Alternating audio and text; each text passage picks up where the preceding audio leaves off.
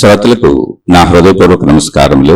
మన శ్రోతలలో ఒకరు ప్రశ్న పంపడం జరిగింది. ఆ ప్రశ్న, ఆత్మని చైతన్య శక్తి మనలో ఉన్నది. ఆత్మశక్తి దేహాన్ని వదిలిన క్షణం శరీరంలోనే కళ్ళు ఉంటాయి కదా, శరీరం వదిలినటువంటి ఆత్మ శరీరాన్ని చూడగలుగుతుందా? ఈ విషయాన్ని వివరించగలరు? ప్రశ్నను ఒక్కసారి అర్థం చేసుకునే ప్రయత్నం చేద్దాం. ప్రశ్న వీరు అడిగేది ఏంటి అంటే, ఆత్మశక్తి అంటే మనిషి చనిపోయిన తర్వాత ప్రాణం పోయింది అని మనం అంటాం. ప్రాణం పోయింది అన్నప్పుడు శరీరం అక్కడే ఉంది, అంటే ఆ ప్రాణాన్ని ఆత్మ అని వారు సంబోధించారు. ప్రాణం అనేటువంటిది పోయింది అని మనం భావించుకుంటున్న మరణము అనే సందర్భంలో అప్పటి వరకు నేను అనుకున్నటువంటి భావించుకున్నటువంటి శరీరం అక్కడే ఉంది. దాని కళ్ళు, ముక్కు, చెవులు, సమస్త అవయవాలు అక్కడే ఉన్నాయి. మరి అలాంటప్పుడు కళ్ళు అక్కడే ఉన్నాయి కదా, మళ్ళీ ఆత్మ చూడగలదా? తన శరీరాన్ని, అంటే ఆత్మకి అసలు ఏదైనా చూడగలదా? ఆత్మ కళ్ళు లేవుగా, శరీరానికి కదా కళ్ళు ఉంది, అప్పుడు ఆత్మ చూడగలదా? అంటే ఈ ప్రశ్న వారు ఎందుకు వేశారంటే, ఒక శీర్షికలో వీరు రమణ భగవానులకు సంబంధించినటువంటి మృత్యు అనుభవము, అంటే రమణ భగవానులు చిన్నతనంలో 12-13 ఏళ్ల వయసులో ఉన్నప్పుడు వారి ఇంట్లో ఏకాంతంగా వారు ఒక్కరే ఉన్నప్పుడు ఇంట్లో వాళ్ళందరూ బయటికి వెళ్ళారు. అప్పుడు వారికి తెలియకుండా మనసులో అకారణముగా, ఏ కారణము లేకుండా మరణిస్తున్నాను అనేటువంటి తీవ్రమైనటువంటి గాఢ భావన కలిగిందట. దాన్ని వారు మృత్యనుభవము అని చెప్పారు. మరణిస్తున్నానని తీవ్ర భావన కలిగినప్పుడు వారి శరీరం అలా పడుకొని ఉండిపోయింది. నేను చనిపోయాను అనేటువంటి విషయాన్ని వారు గాఢంగా భావించారు, అంటే అనిపించింది. అది చెప్పిన మాటలు వినటం, అది కూడా వారు చెప్పినవి కాదు, మళ్ళీ వారు చెప్పిన వాటిని విని రచయితలు రాసింది. అసలు వారు తమిళంలో మాట్లాడారు, అది అనేక భాషల్లోకి రూపాంతరం చెందినటువంటి భాషా పదాలు చెప్పుకుంటున్నాం. కరెక్ట్గా ఆ అనుభవం వారికే తెలుసు, కానీ జరిగిన దాన్ని కొద్దిగా వివరణగా కూలంకషంగా అర్థం చేసుకునే ప్రయత్నంలో వారు చెప్పింది ఏంటి, రచయితలు రాసింది ఏంటి, మనం ఆ పుస్తకాల ద్వారా చదువుకొని తెలుసుకుంది ఏంటి అంటే, మనం తెలుగులో చదువుకున్న పుస్తకాల్లో నేను చెప్పేది. వారు చనిపోయాను అన్న భావనలో ఆ శరీరం అలా పడుకొని ఉంది. అయితే చనిపోయాను అన్న భావన వచ్చినప్పుడు తన శరీరం తనకు కనపడుతున్నది. శరీరం అలా పడుకొని ఉన్నది. నేనున్నాను అన్న భావన వారికి ఉంది.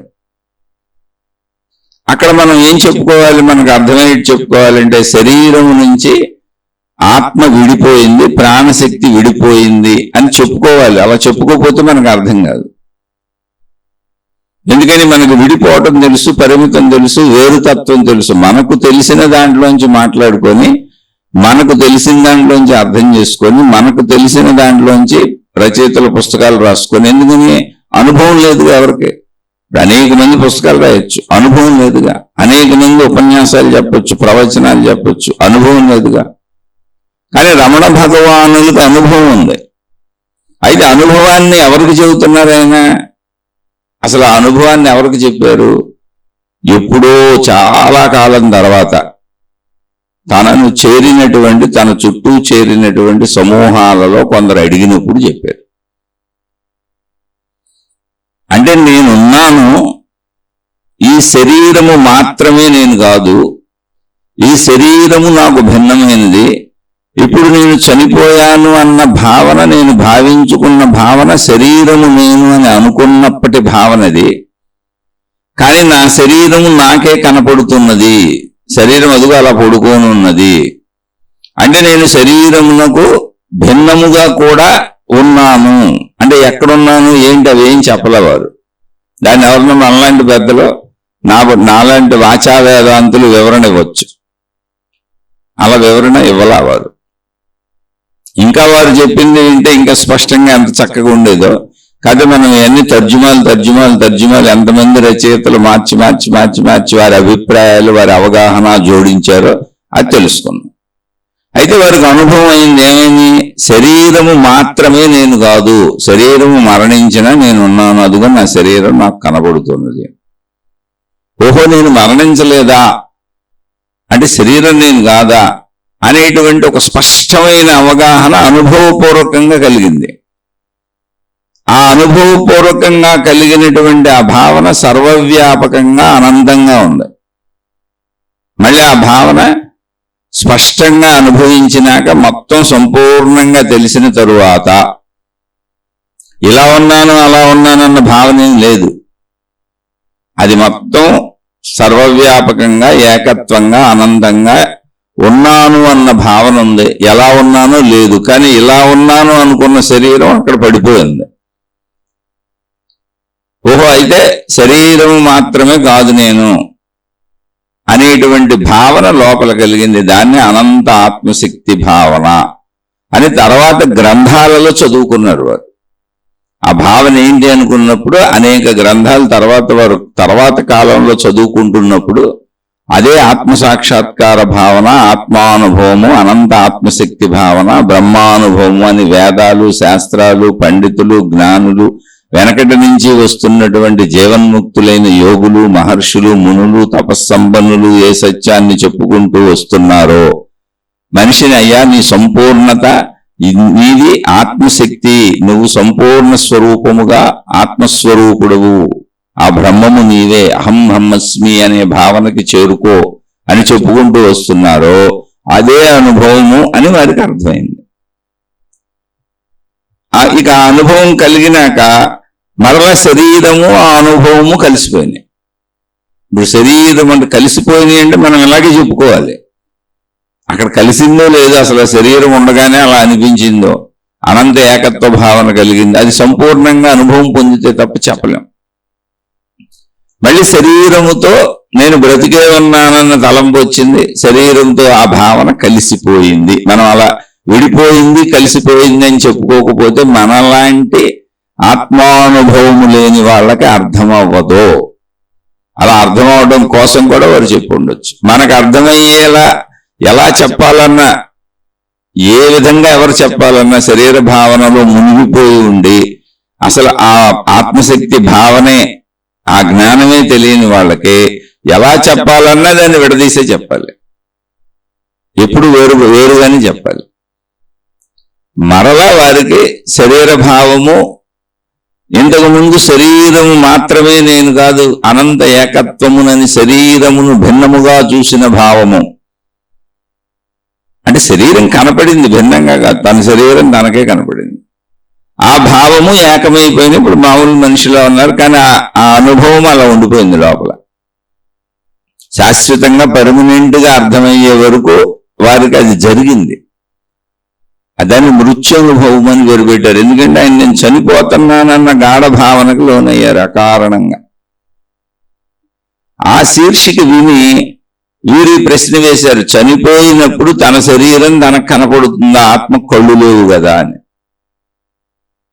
అది అసలు ప్రశ్న ఎందుకు పుట్టింది వీరికంటే, కళ్ళున్న శరీరం అక్కడ ఉండిపోయింది చూసేది, ఆత్మకు కళ్ళు లేవు కదా ఎలా అని,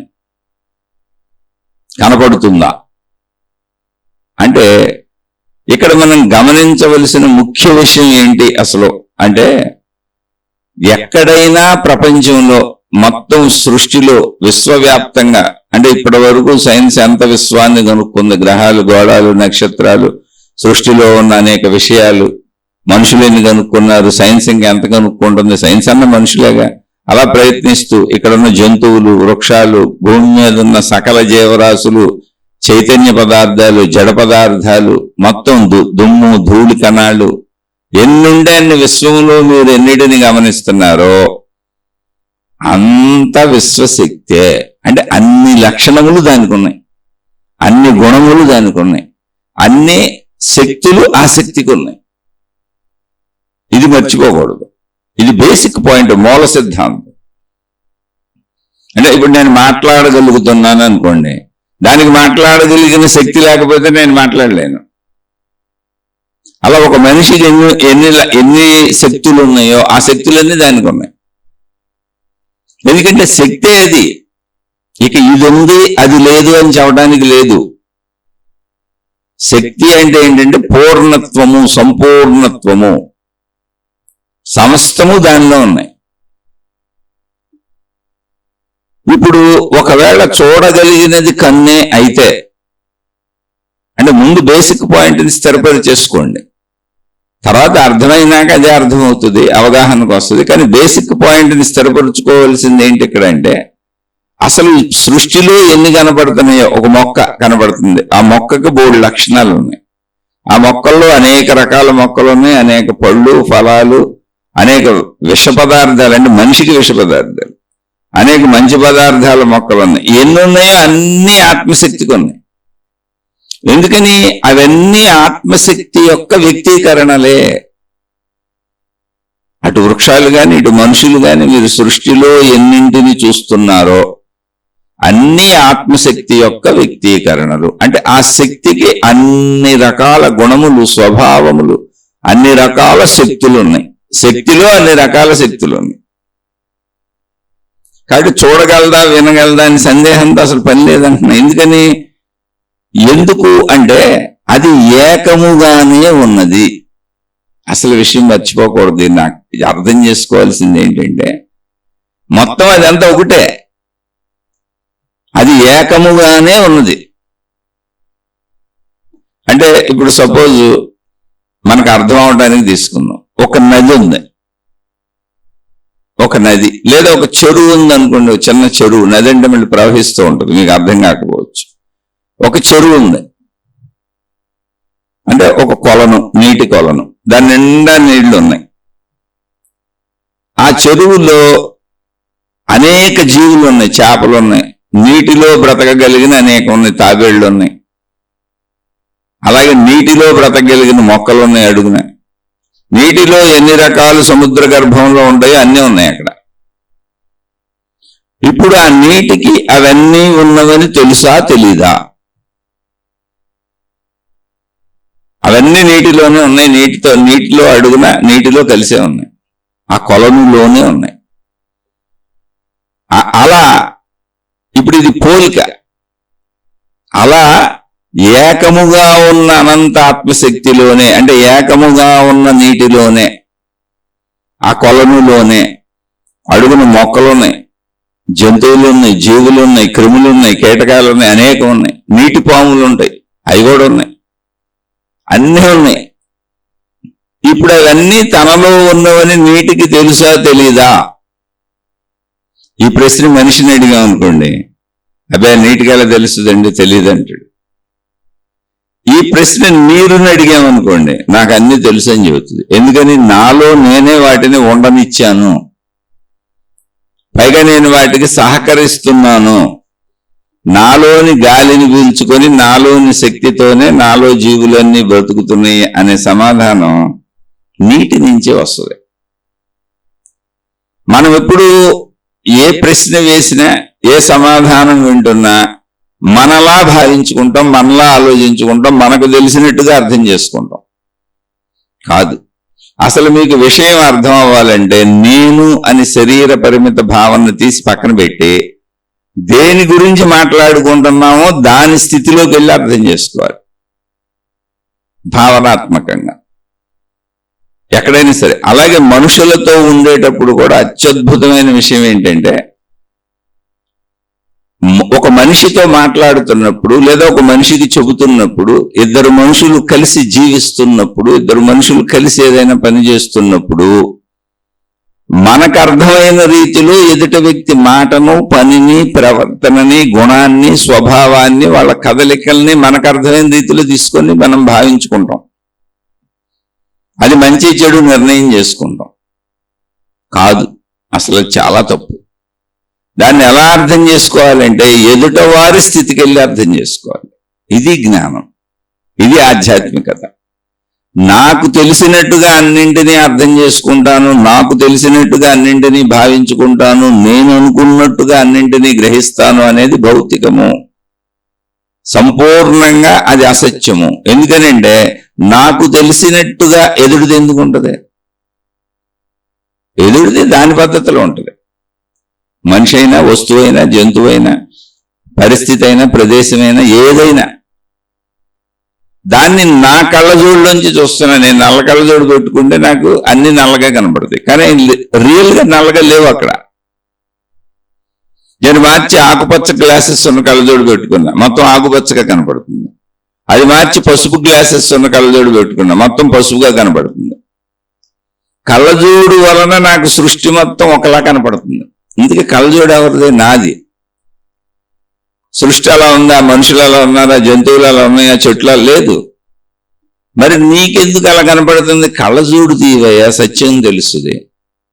అలాగే నా భావనలోంచి, నేను అనుకున్న దాంట్లోంచి, నాకు తెలిసిన దాంట్లోంచి, నేను గ్రహించిన దాంట్లోంచి, నాకు అర్థమైన దాంట్లోంచి నా వైపు నుంచి ఎదుట వారిని అర్థం చేసుకోవటం, ఎదుట వారిని గ్రహించటం, ఎదుట వారిలో తప్పొప్పులు ఎంచటం, అలా నా వైపు నుంచి సృష్టిలో అన్నిటినీ గ్రహించటం, అన్నింటిలో తప్పొప్పులు ఎంచటం, అన్నింటిలో నా వైపు నుంచి అనేది ఎప్పుడు తప్పే. దాన్ని ఉన్నదన్నట్టుగా గ్రహించటం సత్యం, అదే ఆధ్యాత్మికం. నా వైపు నుంచి అన్నప్పుడు నాకు అన్న భావన నా వైపు నుంచి తీసుకొని, నాకు తెలిసిన దాన్ని తీసుకుంటాను, నాకు తెలియని దాన్ని ఊహించుకొని నాకు తెలిసినట్టు భావించుకుంటాను.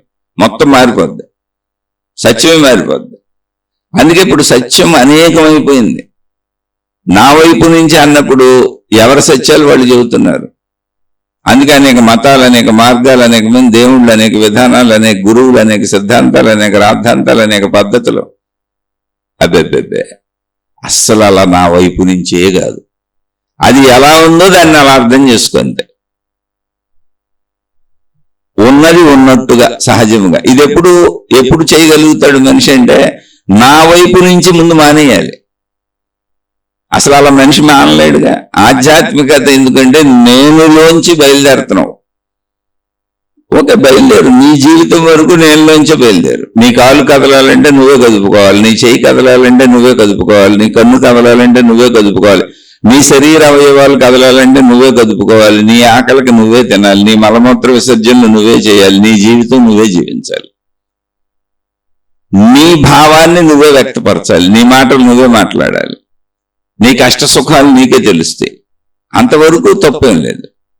కానీ ఎదుటవారు, రెండవ వారు ఎప్పుడైతే నీ ఎదురుగా వచ్చారో, ఎవరైనా సరే, ఇంట్లో భార్య, భర్త, పిల్లలు, తల్లిదండ్రులు, అన్నదమ్ములు, అక్కచెల్లెళ్ళు, ఎవరైనా సరే, అప్పుడు నేను అనేదాన్ని తీసేయాలి.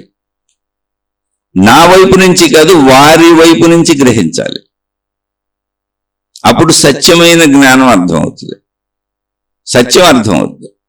వారి వైపు నుంచి అర్థం చేసుకోవాలి. వారి ప్లేస్లో మనం కూర్చొని వారు మాట్లాడుతున్న మాటలే మనం మాట్లాడుతుంటే అప్పుడు భావన ఏంటనేది గ్రహించాలి. ఇది సాధ్యమయ్యే పనేనా అని అనబాకండి, చాలా సాధ్యమయ్యే పని. ఎందుకనంటే నేను అనే ఈ పరిమిత శరీర భావనలోంచి బయటకు వస్తే, నా నేనులోంచి బయటకు వస్తే మొత్తం ఉన్నదన్నట్టుగా అర్థమైపోద్ది. ఇప్పుడు ఎందుకు ఉన్నదన్నట్టుగా అర్థం అవటం లేదు? అయితే నాకు సుఖంగానో లేకపోతే దుఃఖంగానో ఎందుకు అర్థమవుతుంది? రెండు రకాలుగానే అర్థమవుద్ది, సుఖంగా, దుఃఖంగా. సుఖంగా అంటే అనుకూలంగా, దుఃఖంగా అంటే వ్యతిరేకంగా. అంతే నాకు అర్థమయ్యే విధానం. ఎందుకంటే నేను కేంద్ర బిందువుగా దాన్ని అర్థం చేసుకుంటున్నా, దాన్ని గ్రహిస్తున్నా. నా కోసం అన్నిటినీ నేను పరిశీలిస్తున్నా, పరిశోధిస్తున్నా, అన్వేషిస్తున్నా, వాడి దగ్గరికి వెళ్తున్నా, నా దగ్గరికి తెచ్చుకుంటున్నా. అంటే మూలంలోనే అసలు నా కోసం, నేనుతో మొదలవుతుంది అది. అప్పుడు ఏమైంది? అన్నింటినీ నాకు అనుకూలంగా అర్థం చేసుకుంటా, నాకు వ్యతిరేకంగా అర్థం చేసుకుంటా, సత్యంగా అర్థం చేసుకోను. ఇది భౌతిక స్థితిలో ప్రాపంచిక జీవులందరూ ఇలాగే జీవిస్తున్నారు మొత్తం.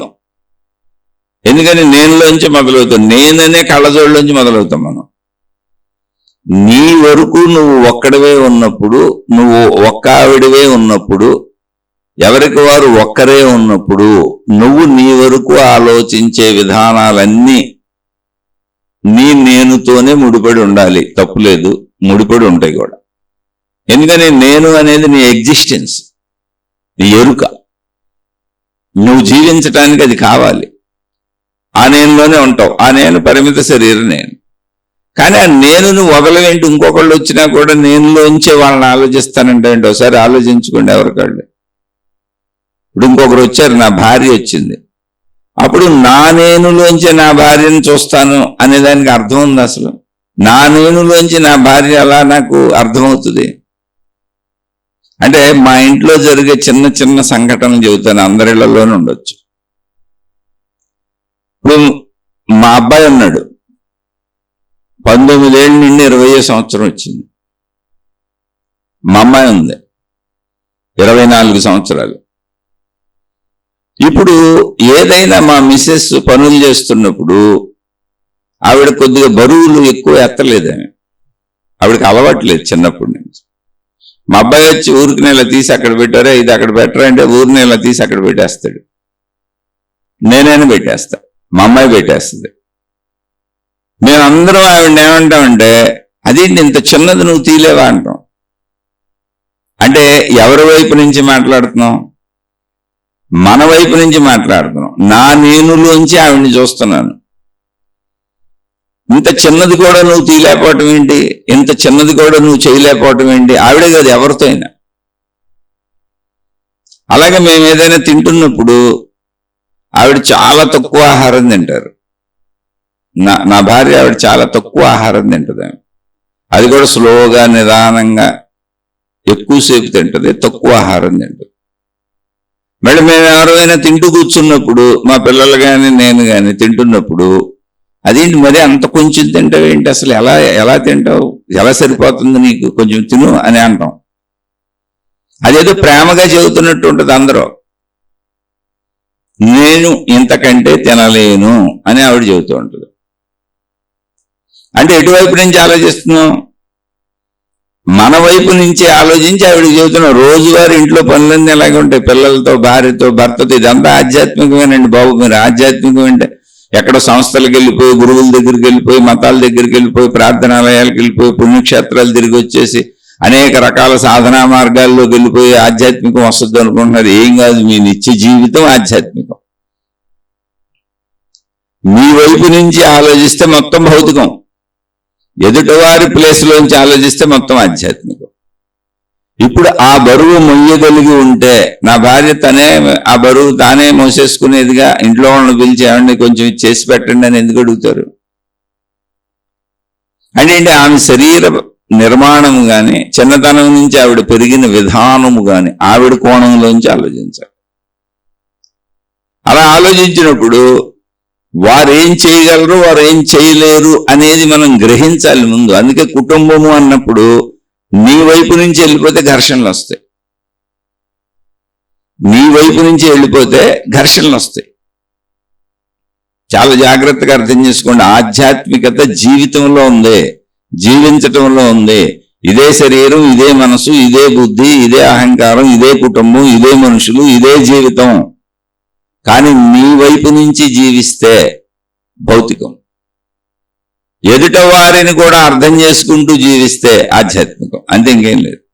మీరు దీనికోసం నేను అసలు జీవితాన్ని వదిలేసి, భార్యా పిల్లలను వదిలేసి, భర్త పిల్లలను వదిలేసి, సంసారాలు వదిలేసి, పెళ్లిళ్ళు చేసుకోకుండా మేము ఏ సన్యాసాలు తీసుకొని, అంటే ఒక మతంలో సన్యాసం అన్నారు, మిగిలిన మతంలో రకరకాల పేర్లు పెట్టుకొని ఉంటారు.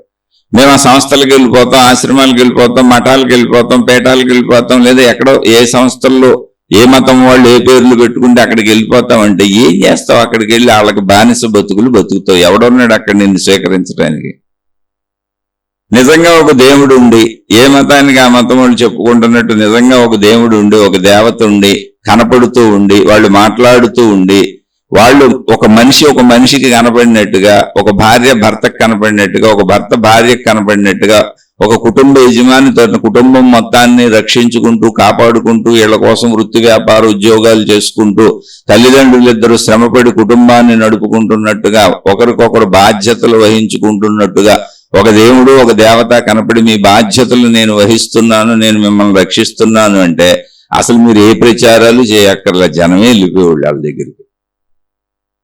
మీరెందుకు ప్రచారాలు చేయడం, మత ప్రచారాలు ఎందుకు, దైవ ప్రచారాలు ఎందుకు, ఈ అనేక రకాల సంస్థలు పెట్టడం ఎందుకు, ప్రజలందరూ ఈ సంస్థల్లో ఏ సంస్థ కరెక్టో తెలియక గందరగోళం ఎందుకు, ఏ సంస్థలకు ఆ సంస్థలు, ఏ మతాలకు ఆ మతాలు, ఏ దేవుళ్ళకి ఆ దేవుళ్ళు, మాదే గొప్ప మాదే గొప్ప మాదే గొప్ప అని మహిమలు మాయలు అద్భుతాలు లేనివి కల్పించి కల్పితాలు ప్రచారం చేసుకుంటున్నారు. ఎందుకంటే జనాన్ని పోగేసుకోవటానికి.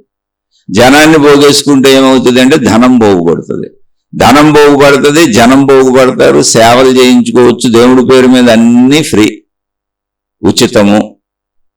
దేవుడి పేరు చెప్పుకొని మనం ఆ ఉచిత పథకాలన్నీ, మనకు పథకాలు కాదు, కాళ్ళ మీద పెట్టి దండం పెట్టి అన్ని ఉచిత సేవలు చేస్తారు, ఉచిత డబ్బులు ఇస్తారు, మన ఆకాశంలో ఊరేగిస్తారు. ఎందుకని దేవుడి మాటలు చెబుతున్నప్పుడు ఆ దేవుణ్ణి, ఆ దేవతని, ఆ దైవత్వాన్ని మనలో చూస్తున్నారు వాళ్ళు.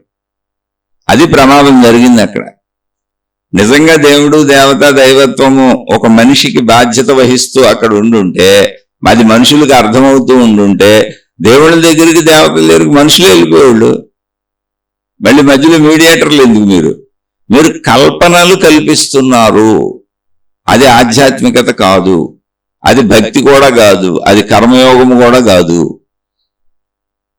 ఎందుకని అది మనిషికి తెలీదు, మనిషి అప్పటికే దాన్ని ఐడెంటిఫై చేయలేడు. అది భావనాత్మకత. మరి ఇవన్నీ ఏంటండి? మతాలేంటి, మార్గాలేంటి, మరి దేవుళ్ళేంటి, దేవతలేంటి? ఇప్పుడు వీళ్ళు లేరంటారా? ఈ దేవుళ్ళు లేరు, ఈ దేవతలు లేరు, వీళ్ళని ప్రచారం చేయక్కర్లేదు, వీళ్ళని చెప్పక్కర్లేదు, అసలు ఈ విధానాలు లేవు, ఈ పద్ధతులు లేవు, ఇదంతా మాయా మోసం అంటారా? కానే కాదు. అవన్నీ విద్యాలయములు. విద్యాలయాలు ఎప్పుడు రోడ్లమ్మట పడి తిరగవో. విద్యాలయం ఒక చోట ఉంటుంది హుందాగా, ఎందుకంటే దాని దగ్గర విద్య ఉంది, నేర్చుకునే వాళ్ళు ఎత్తుక్కుంటూ వస్తారు. అందుకే మనకి భౌతికంగా చదువుల్లో వందల వేల విద్యాలయాలు ఉన్నాయి. ఎవరికి ఏది కావాలో అందులో చేరుతారు. కానీ భౌతిక విద్యాలయాల వాళ్ళు ప్రచారాలు చేసుకుంటారు. ఎందుకని?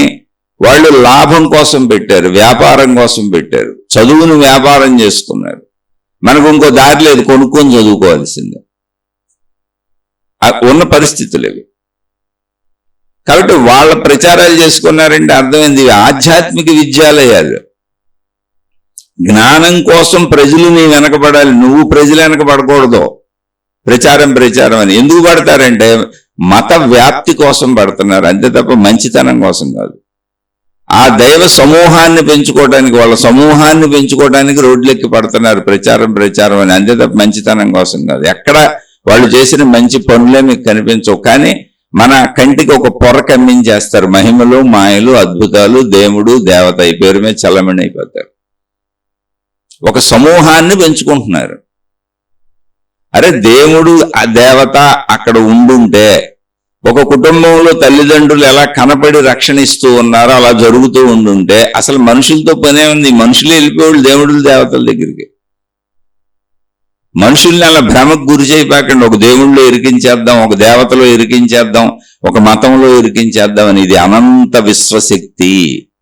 ప్రతి వ్యక్తిలో, ప్రతి జీవిలో, ప్రతి చైతన్యమున్న జీవిలో, ప్రతి జడ పదార్థములోనూ శక్తిగా, ప్రాణశక్తిగా ఉన్నటువంటి అనంత విశ్వశక్తి, సృష్టి శక్తి, ప్రాణశక్తి, దైవశక్తి, అదే ఆత్మశక్తి, అదే బ్రహ్మము.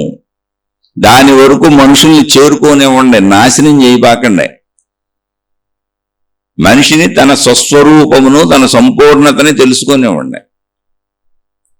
జంతు ప్రదర్శనశాలలో, జూలలో జంతువులను పెట్టి టికెట్లు పెట్టి అమ్మేస్తా జంతువులను చూడటానికి వినోదంగా వెళ్తారు. అది కొంతవరకు ధర్మం, ఎందుకంటే అన్ని జంతువులను అడవికి వెళ్ళి చూడలేం కదా, పైగా ఈ క్రూర మృగాలతో ప్రమాదం. అందుకని చూసే అవకాశం కల్పించి ప్రమాదం లేకుండా వాటిని అక్కడ పెట్టి చూపిస్తారు. ఇన్ని రకాల జంతువులు ఉన్నాయి ప్రపంచంలో అని.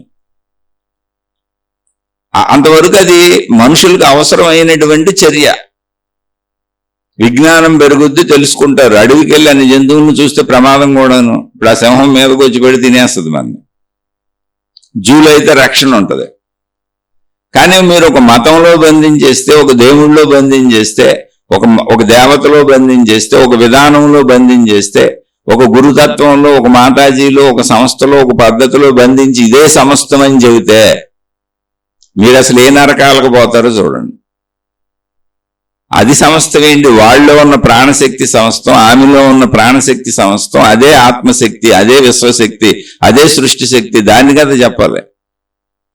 మరి దేవుళ్ళు లేరా, దేవతలు లేరా, విధానం లేదా, పద్ధతి లేదా అంటే ఇది ఆధ్యాత్మిక చదువు. భౌతిక చదువులు విద్యాలయాలు ఎలా ఉన్నాయో నర్సరీలో చేరిన పిల్లవాడిని బొమ్మలతో ఆడిస్తారు. అసలు బొమ్మలకి చదువుకి సంబంధం ఏంటి? ఉందా ఎక్కడన్నా? లేదు కదా. కానీ నర్సరీలో చేరిన పిల్లవాడి వయసు ఎంత? వాడికి ఏం తెలుసు? అసలు వాడికి ప్రాపంచిక జ్ఞానం ఉందా? ఇంట్లో పిల్లల్ని ఆడించటం కోసం పిల్లలకు ప్రమాదం లేనటువంటి మెత్తటి బొమ్మలు, మెత్తటి బాల్స్ అవి ఇచ్చి ఆడుకోమని చెబుతారు, ఆడిస్తారు. ఆ పేర్లు వింటాడు, బొమ్మలతో ఆడటం నేర్చుకుంటాడు. అలాగే ఏదో టీవీల్లో బొమ్మల షోలు వస్తే చూపిస్తారు, ఏ సెల్ ఫోన్లోనూ బొమ్మల షోలు వస్తే చూపిస్తారు, బొమ్మలన్నీ కదులుతూ ఆడుకుంటూ ఉంటాయి. చిన్నపిల్లలు అక్కడి నుంచి జ్ఞానాన్ని పొందుతూ ఉంటారు. అంటే గ్రహించడం అనేది తెలుసుకుంటూ ఉంటారు. అలా తెలుసుకుంటూ ఇంట్లో ఉన్న కుటుంబ సభ్యులతో మసులుతారు. తల్లితో, తండ్రితో, అన్నదమ్ములు, అక్క చెల్లెళ్ళు, బంధువులు, చుట్టుపక్కల వాళ్ళు ఆడుకుంటూ, ఎవరన్నా పెద్దలు ఇంటికి వచ్చిన వాళ్ళు, మనుషులు తెలుసు, బొమ్మలు తెలుసు. కనుక స్కూల్లో ఇప్పుడు మనుషులు ఉంటారు, బొమ్మలతో ఆడిస్తారు. ఎందుకని? ఆ పిల్లవాడికి తెలిసింది అంతే కనుక, ఆ బిడ్డకి తెలిసింది అంతే కనుక అక్కడి నుంచి విద్య మొదలు పెట్టాలి. అందుకని బొమ్మలతో ఆడిస్తూ తన ఇంటి నుంచి కొత్త ప్రదేశానికి, స్కూల్ అనే ప్రదేశానికి వచ్చిన ప్రతి బిడ్డ నేను వెళ్ళనని బోరును ఏడుస్తూ ఉంటారు కూర్చొని. తల్లిదండ్రులు బలవంతంగా వదిలిపెట్టి వెళ్ళిపోతూ ఉంటారు. మీరు గమనించి చూడండి.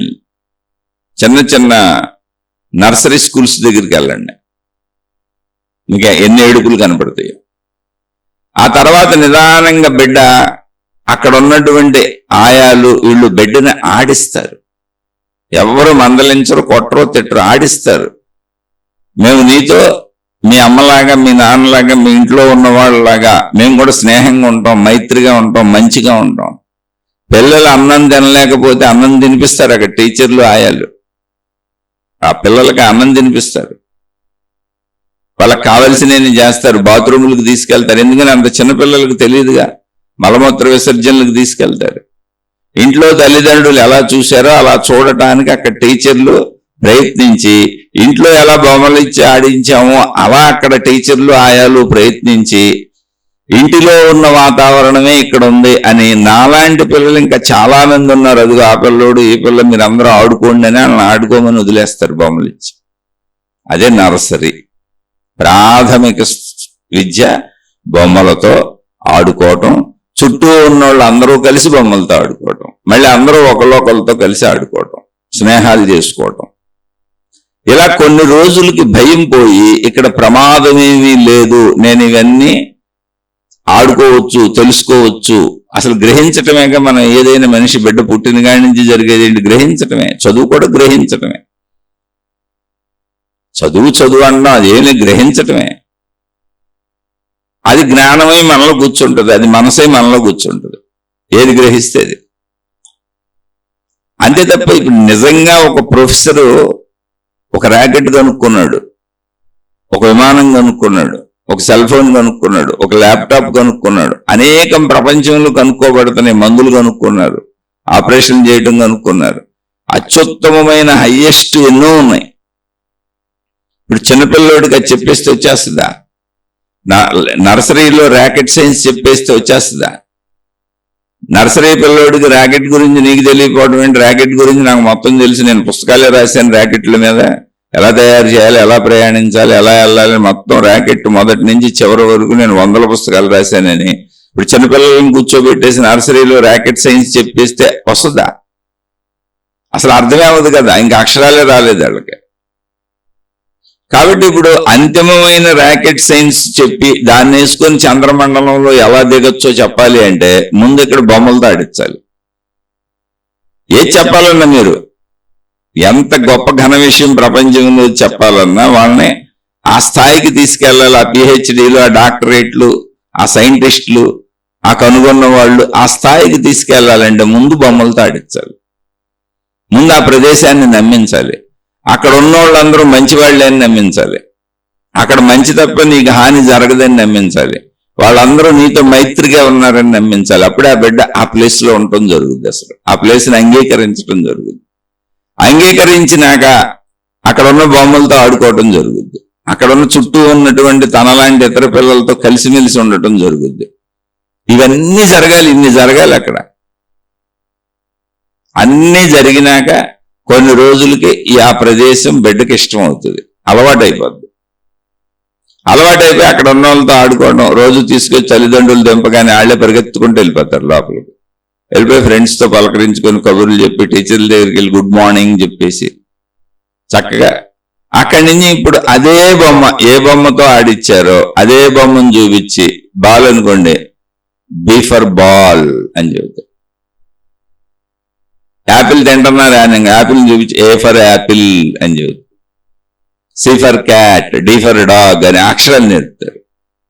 ఆ అమ్మ, ఆ ఆవు, ఈ ఇల్లు, ఈ ఏగా, ఇవన్నీ మనకు తెలిసినాయేగా. అంటే ఏం చేశారు, ఇప్పుడు బొమ్మల నుంచి అక్షరాలకు తెచ్చారు.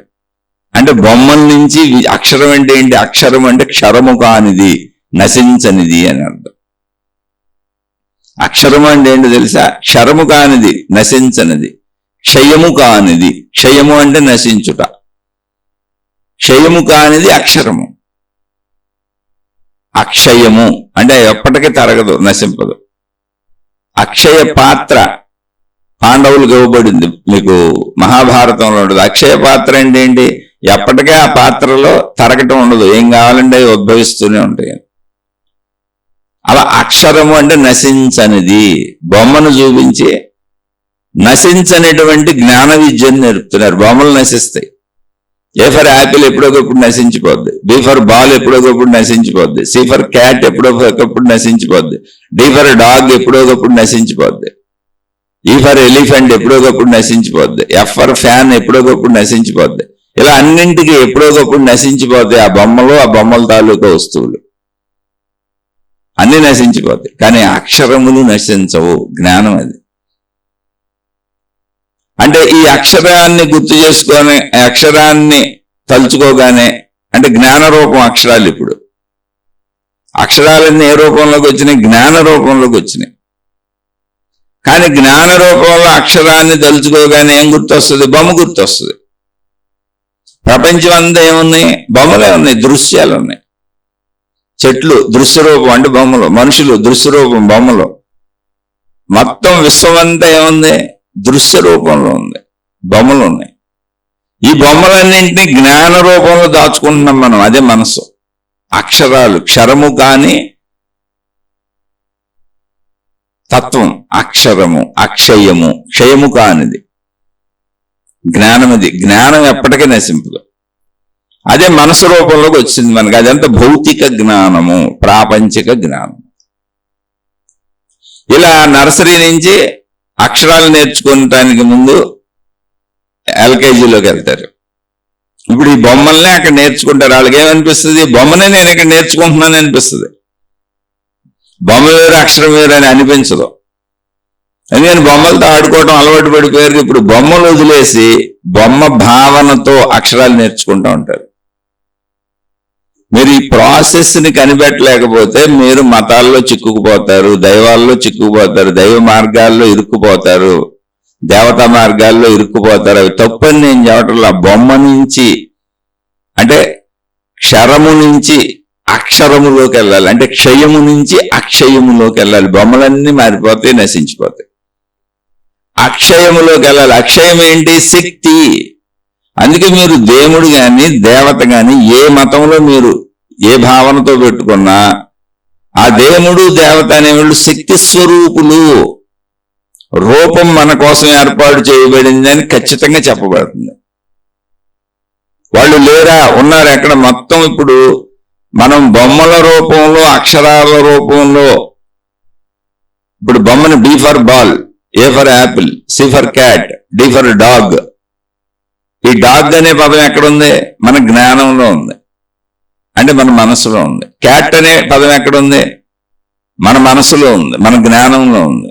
బాల్ అనే పదం ఎక్కడుంది? మన మనసులో, మన జ్ఞానంలో ఉంది. యాపిల్ అనే పదం ఎక్కడుంది? మన మనసులో ఉంది, మన జ్ఞానంలో ఉంది. ఇప్పుడు ఎవరైనా యాపిల్ అనే పదాన్ని మనకు చెప్పగానే మనకు గుర్తొచ్చేది ఏంటి? యాపిల్ దృశ్యం గుర్తొస్తుంది. మన లోపల జ్ఞాన రూపంలో ఉన్నది అక్షరాలు, అంటే క్షరము కాని నశించినటువంటి క్షయము కానటువంటి అక్షర రూపంలో జ్ఞాన రూపంలోకి దాన్ని మనం తర్జుమా చేసి పెట్టుకున్న ఒరిజినల్ రూపం అది. కానీ యాపిల్ నశించిపోద్ది, 4 రోజులు పక్కన పెడితే యాపిల్ పాడైపోద్ది. ఈ యాపిల్ అనే పదం ఎప్పటికీ పాడవదు. అది జ్ఞాన రూపంలో ఒక సజీవత్వ రూపంలో ఉంది. జ్ఞానము సజీవము, శక్తి స్వరూపంగా ఉంది. అందుకే సత్యం, జ్ఞానం, అనంతం బ్రహ్మ అన్నారు. ఇక్కడ సత్యం ఏంటంటే జ్ఞానమే. యాపిల్ పళ్ళు, యాపిల్ కాయలు ఎన్నైనా నశించుకోవచ్చు, కానీ యాపిల్ అనే పదం ఎప్పటికీ నశించదు. బాల్ ఎన్ని బంతులైనా నశించిపోవచ్చు, ఆ బంతులుగా రూపాలుగా, కానీ బాల్ అనే పదం ఎప్పటికీ నశించదు, బంతి అనే పదం ఎప్పటికీ నశించదు. అది జ్ఞానానికి నశింపు లేదు. జ్ఞానం సూచిస్తున్న వస్తువులు నశించిపోవచ్చు, కానీ వస్తువుల నుంచి జ్ఞానం వచ్చింది. అది మనం ఏర్పరుచుకున్న భాషా ప్రక్రియ, అదే భౌతిక చదువు. భౌతికం అంతా దృశ్యాలే ఉన్నాయి. ఆ దృశ్యాలన్నింటికి పేర్లు పెట్టుకున్నాం. ఆ పేర్లన్నింటినీ జ్ఞాన రూపంలో లోపలేసుకుంటున్నాం. లోపలేసుకున్న జ్ఞాన రూపంలో ఉన్న అనుభవాలు, అనుభూతులన్నీ భాషా రూపంలో వ్యక్తీకరిస్తూ ఉంటాం. అదే భౌతిక జీవితం. కానీ స్టెప్స్ ఎలా ఉన్నాయి?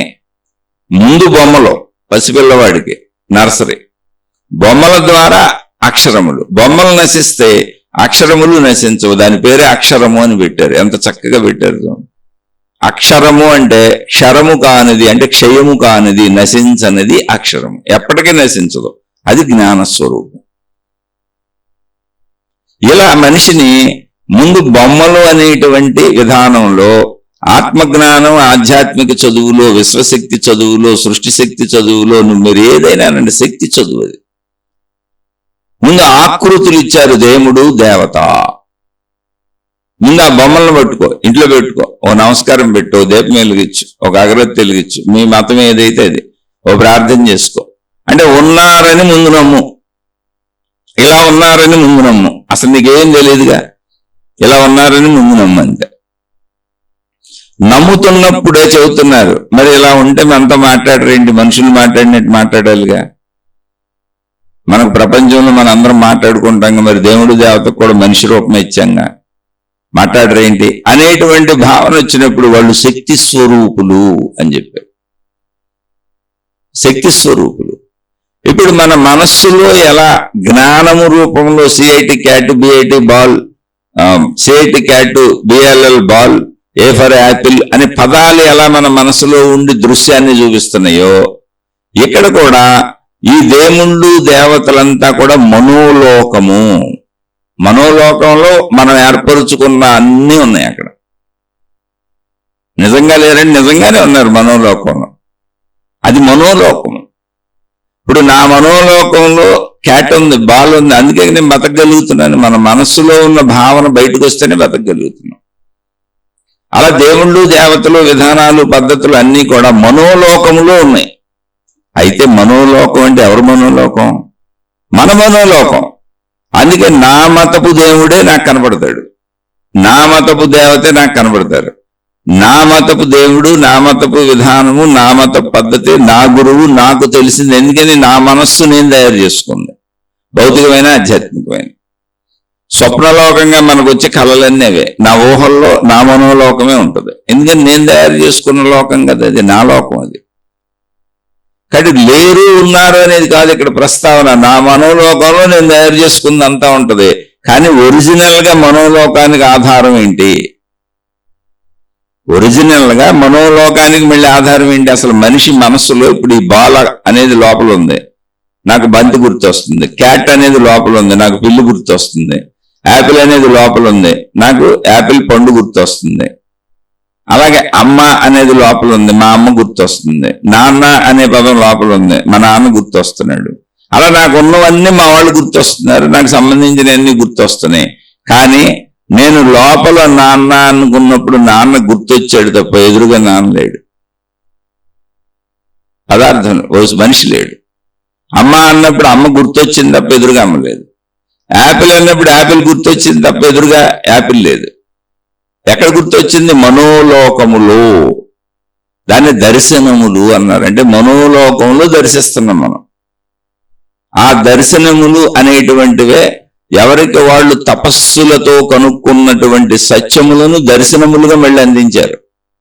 అసలు దర్శనం అనే పేరు అది, మనోలోకపు దర్శనం అది,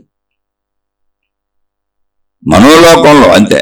అలాగే ఇప్పుడు ఈ దేవుళ్ళు దేవతలు మహిమలు మాయలు అద్భుతాలు కొందరేమో దుర్మార్గంగా మోసపూరితంగా కల్పించినవి, కొందరేమో భావనాత్మకంగా పదే పదే భావించుకోవటం చేత ఊహించుకోవటం చేత కలలు కన్నవి.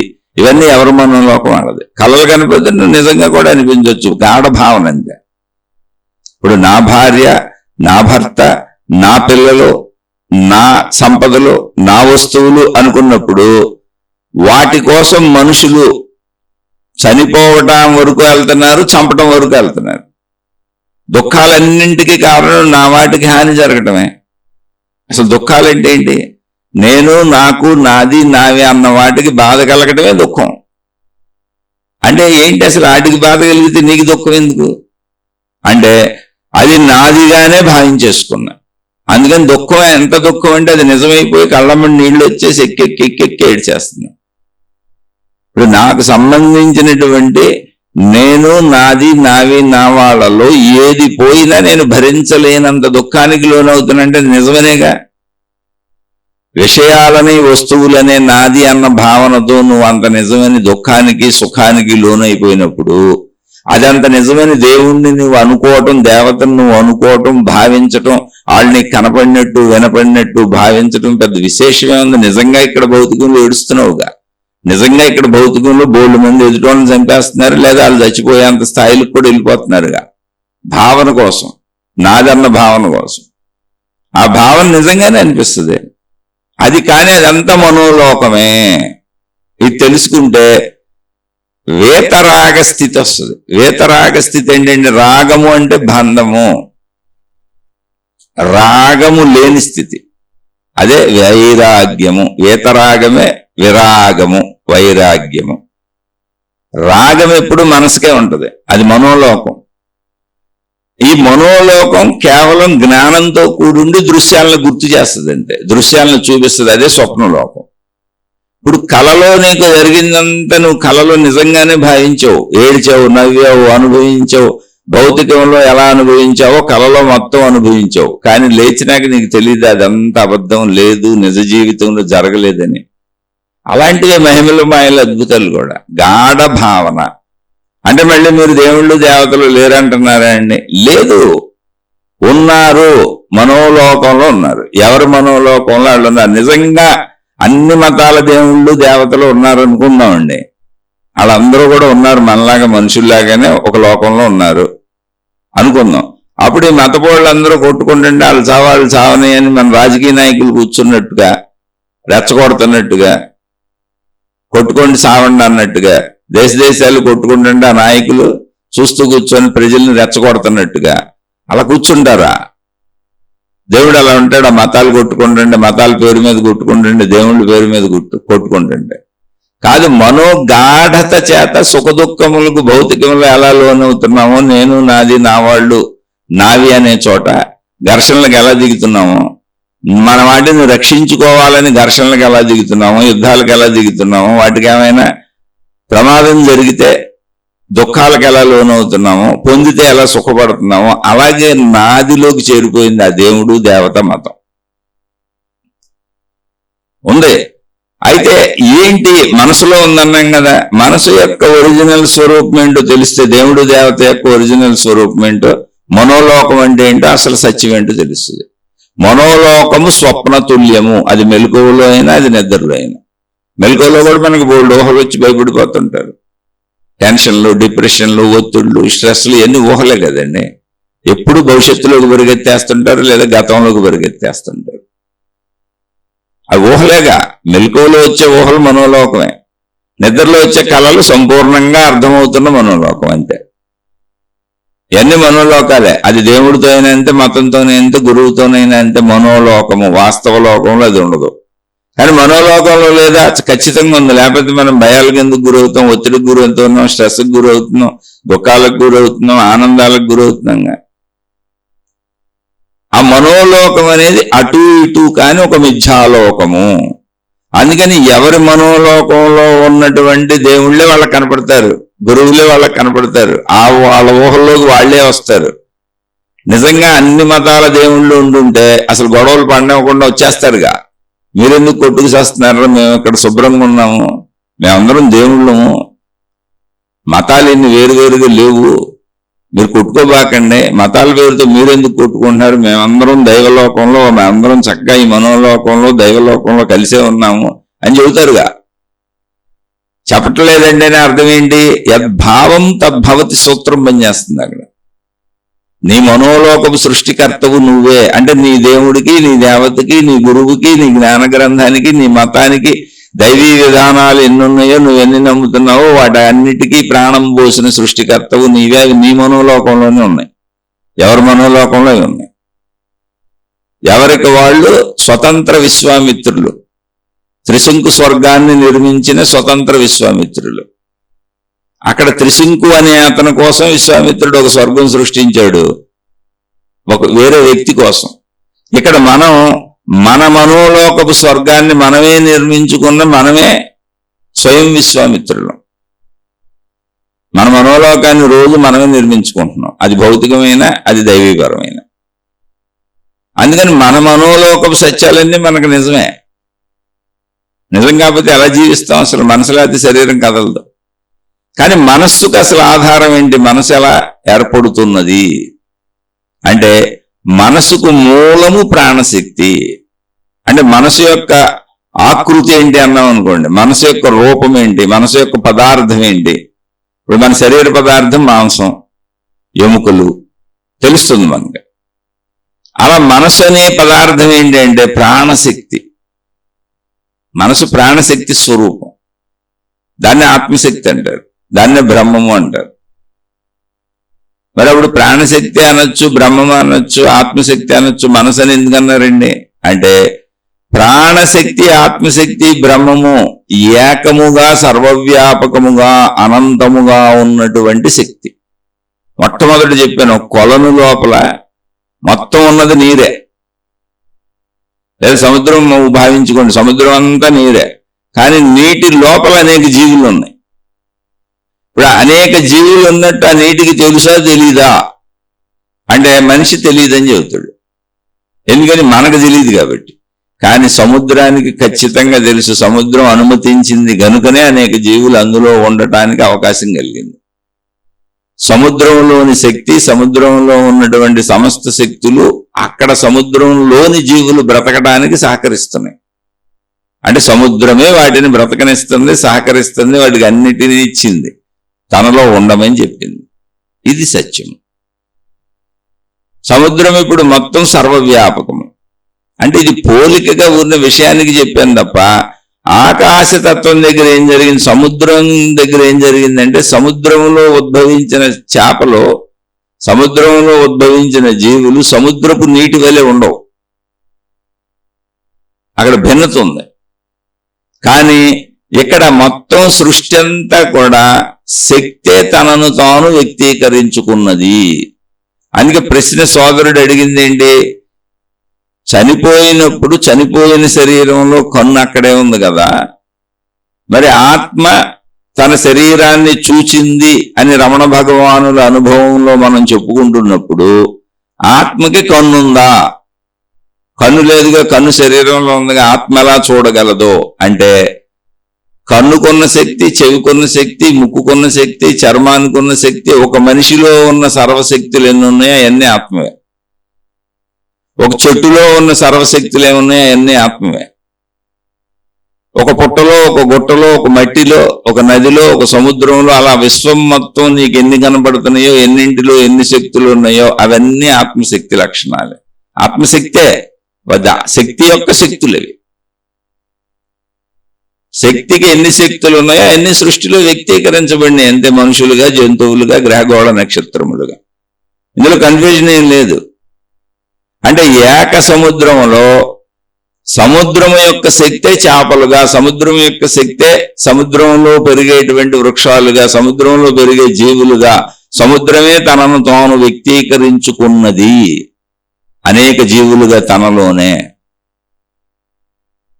ఇప్పుడు ఏక సముద్రంగా నేను ఒకటే అనుకుంటుంది, వ్యక్తీకరించుకోబడిన జీవులుగా, అంటే సముద్రంలో కదలాడుతున్న చేపలు ఇతర జీవులని దేనికది నేను జీవిని అనుకుంటుంది, సముద్రాన్ని గుర్తించట్లా. సేమ్ మనం అలా ఉన్నాం. ఆకాశ గంగలో విహరిస్తున్నాం మనం. ఆకాశ గంగ అంటే ఏంటి? ఇది ఖాళీ అనుకుంటున్నాం, శక్తి సాగరం ఇది. చేపలు ఎలా అయితే నీళ్ళల్లో తిరుగుతూ అవి నీరని భావించుకోవట్లేదు, అది ఖాళీ అని భావించుకుంటున్నాయి. ఒకవేళ చేపలు సముద్రంలో నీరుని నీరని భావించుకున్నా, నదిలో నీరుని నీరని భావించుకున్నా, కొలంలో నీరుని నీరని భావించుకున్నా, మన ఇంటిలో పెట్టుకున్న ఆక్వేరియంలో నీటిని నీరని భావించుకున్నా, నీరు ఘన పదార్థము కనుక అవి కదలలేవు. కానీ చేప లేదా నీటిలో బ్రతుకుతున్న వాటి శరీర నిర్మాణపు తీరు ఎలా ఉంది అంటే, అది నీరని వాటికి గ్రహించేలా లేదు, అది ఖాళీ శూన్యమని అవి తెలుసుకునేలా వాటి ఇంద్రియములు వాటి శరీర నిర్మాణం ఉంది. అందుకని ఇదంతా ఖాళీ ప్రదేశం అని తిరుగుతున్నాయి. సేమ్ మన శరీరము, మన మానవ జాతికి సంబంధించిన మన శరీరము, మన ఇంద్రియములు, మన అవయవములు ఎలా ఉన్నాయంటే, ఇదంతా శక్తి సాగరము అని శక్తిని గ్రహించేలా లేవు, ఖాళీ శూన్యం అనుకొని మనం తిరుగుతున్నాం. కానీ ఇదంతా శక్తి సాగరము. నీటిలో చేపలు తిరుగుతున్నట్టుగా అనంత ఆత్మశక్తి బ్రహ్మము అని పిలువబడుతున్నటువంటి ఆకాశ స్వరూపపు, ఆకాశ తత్వపు, ఆకాశ గంగనే శక్తి సాగరములో మనందరం తిరుగుతున్నాం. కానీ శక్తి మనకి శూన్యములా అనిపిస్తుంది. మనం పదార్థాలనే, వ్యక్తులను, జీవులనే గుర్తించగలుగుతున్నాం. ఇప్పుడు శక్తిని గుర్తించే ప్రయత్నానికి వెళ్తున్నాం. అదే ఆధ్యాత్మిక చదువు, ఆత్మజ్ఞాన చదువు. ఆ శక్తిని గుర్తించిన మహాత్ములు మనకు అందించారు. దాన్ని ఎక్కడ గుర్తించారు? తమలోకి తాము ప్రవేశించి బాహ్య విషయాలను వదిలేసి అంతర్మథనంతో, అంతః పరిశీలనతో, విచారణతో తమను తాము పరిశీలించుకొని తమలోని ప్రాణశక్తిని తాము అన్వేషించి కనుగొన్నాక వాళ్ళకి అర్థమైంది అదే ఆత్మశక్తి అని, అదే బ్రహ్మమని, అదే విశ్వశక్తి అని, అదే ఆకాశ గంగ అనేటువంటి ఆకాశ తత్వమని, అందులోనే మనం కదలాడుతున్నామని, ఇదంతా శక్తి సాగరం, అదే ప్రాణశక్తి అని పేరు పెట్టారు. బిడ్డ పుట్టినప్పుడు మనిషిలో ఉన్నది శరీరము, శరీరములో ప్రాణశక్తి. ఇప్పుడు బిడ్డ ఎదుగుతున్నప్పుడు ఇంద్రియముల ద్వారా, శబ్దస్పర్శ రూపరసగంధముల ద్వారా గ్రహించబడిన విషయాలన్నీ ఏమైనా ప్రాణశక్తిలో ముద్రింపబడినాయి. ప్రాణశక్తి సజీవము, అది ఉండటం వల్లనే శరీరం నిలబడి ఉంది. కనుక ఈ ప్రాణశక్తిలో శరీరము చేత గ్రహించబడినటువంటి పంచేంద్రియముల అనుభవములన్నీ జ్ఞాన రూపంలో ప్రాణశక్తిలో ముద్రింపబడినాయి. పదార్థ రూపం కాదు. మనం ఇందాక చెప్పుకున్నాం, సియేటిక్ క్యాట్ అనే జ్ఞాన రూపంలో ఇక్కడ ఉంది. కానీ దీన్ని గుర్తు చేసుకుంటే పిల్లి గుర్తు వస్తుంది. పిల్లి అనే జంతువు అక్కడ లేదు, మనిషి అక్కడ లేడు, పదార్థం అక్కడ లేదు. జ్ఞాన రూపంలో ఇవన్నీ మనసులో ఉన్నాయి. అందుకని మనసు ఎప్పుడు జ్ఞానరూప భావన, అది తద్దృశ్యాన్ని గుర్తు చేసుకుంటుంది. మీరు మీ దేవుడికి ఒక పేరుంది, ఆ పేరుతో మీ దేవుడు మీ లోపల పడిపోయాడు అంటే ఆ బొమ్మ జ్ఞాన రూపంలో దేవుడి పేరుతో, దేవత పేరుతో, మతం పేరుతో, గురువు పేరుతో పడింది. ఆ పేరు గుర్తు రాగానే మీకు ఆ బొమ్మ గుర్తు వస్తుంది. ఆ బొమ్మ గుర్తు రావటాన్ని మీరు మహిమ మాయ అద్భుతం అనుకుంటున్నారు. ఆ బొమ్మ కనపడటాన్ని మీరు మహిమ మాయ అద్భుతం అనుకుంటున్నారు. కాదు, అది మనోదర్శనము. అనేక సార్లు నాకు స్వయంగా జరిగిన అనుభవాన్ని చెబుతాను, మీరు కూడా పోల్చి చూసుకోండి. జ్ఞానం ఎప్పుడు పరిశీలన. ఎవరి కోసమో బస్ స్టాండ్లోనో, రైల్వే స్టేషన్లోనో మన వాళ్ళు వస్తున్నారని ఎదురు చూస్తూ నుంచుంటాం. ఎయిర్పోర్టుల్లోనూ అనేక మంది నడిచేస్తూ ఉంటారు. మనం అలా చూస్తున్నప్పుడు మనం ఎవరి కోసం చూస్తున్నామో వాళ్ళ ఆకృతి, వాళ్ళని గుర్తుపట్టడానికి వాళ్ళ ఆకృతి, వాళ్ళ పేరు, వాళ్ళకి సంబంధించిన విశేషాలు మన మనసు బయటకు తెచ్చి పెట్టేసుకుంది దృశ్య రూపంలో. అది బయట కనపడితే గుర్తుపడతాం.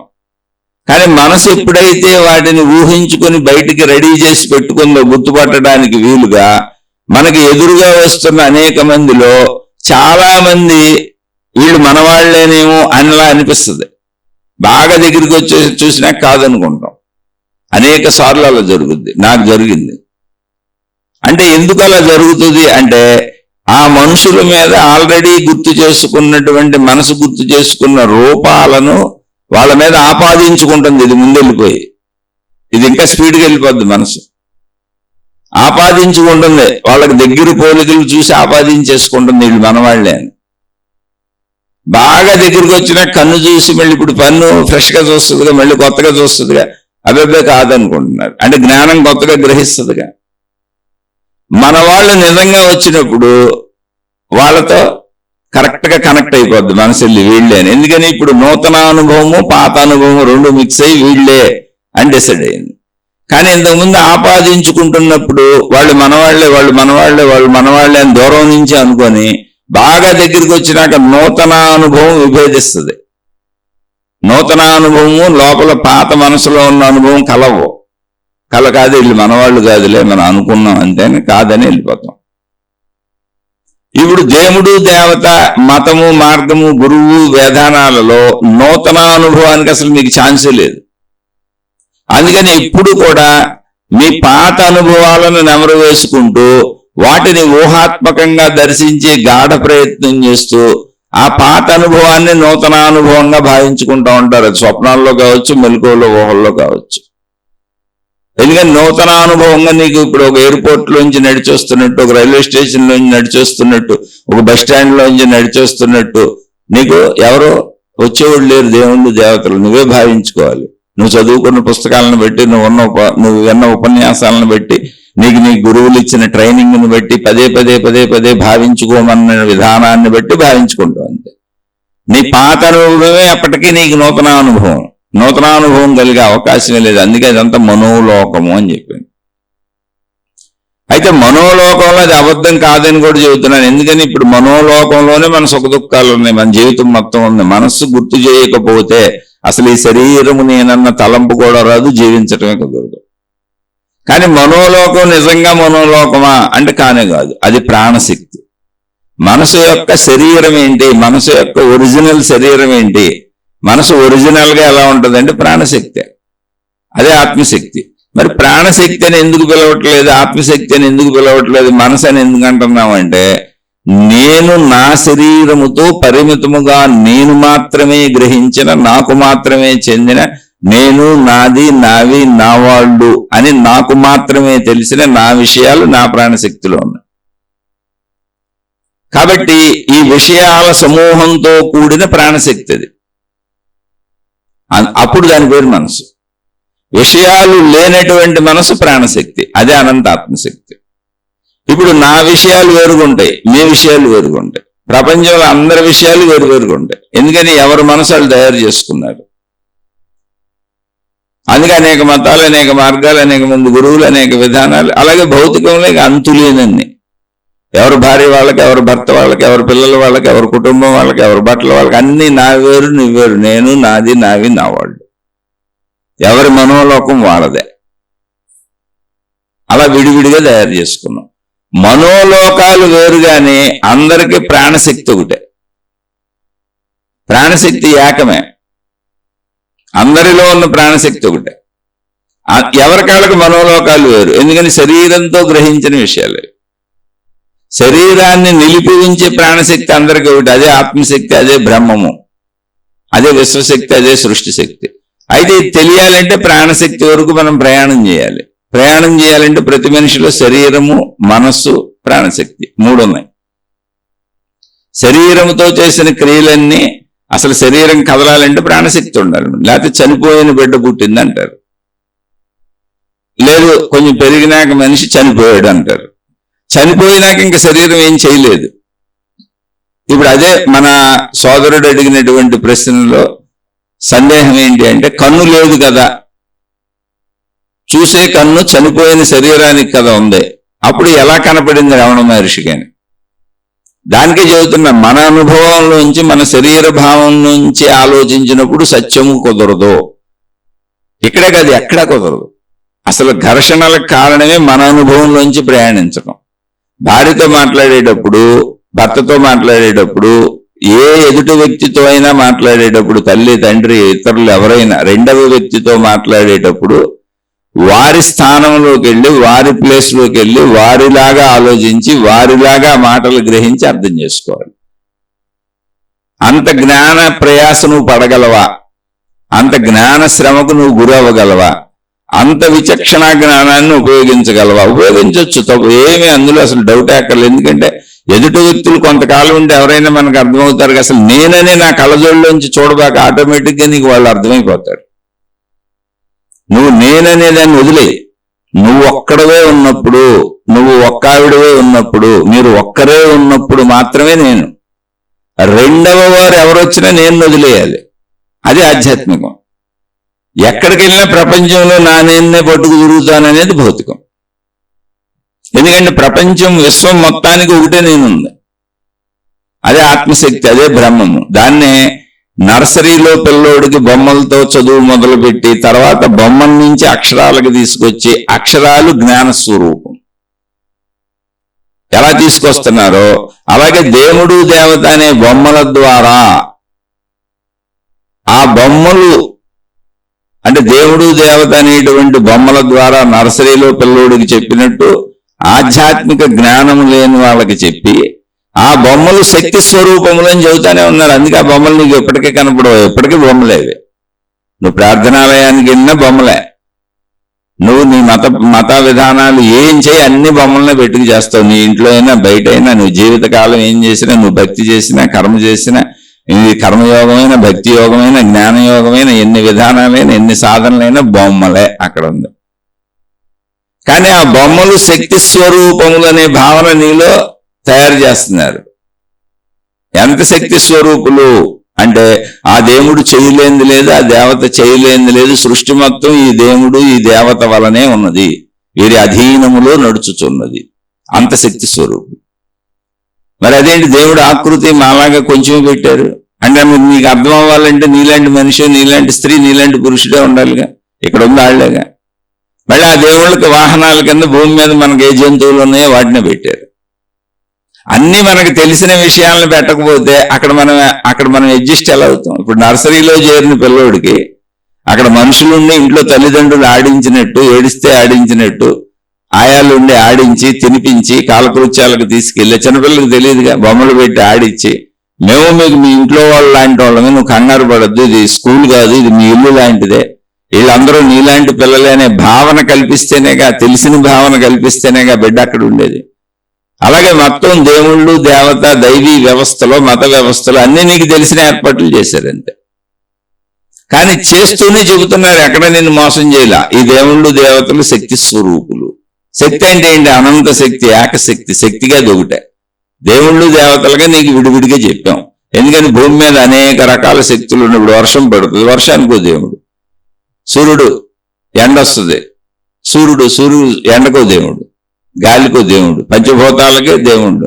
సృష్టిలో ఉన్న అన్నింటికి దైవత్వాన్ని ఆపాదించుకుంటూ అన్ని శక్తులు ఇక్కడ పనిచేస్తున్నాయి అన్నారు. కాదు, ఒకే శక్తికి ఎన్ని రకాల శక్తులు ఉన్నాయి, ఆ శక్తిలోనే ఉన్నాయి.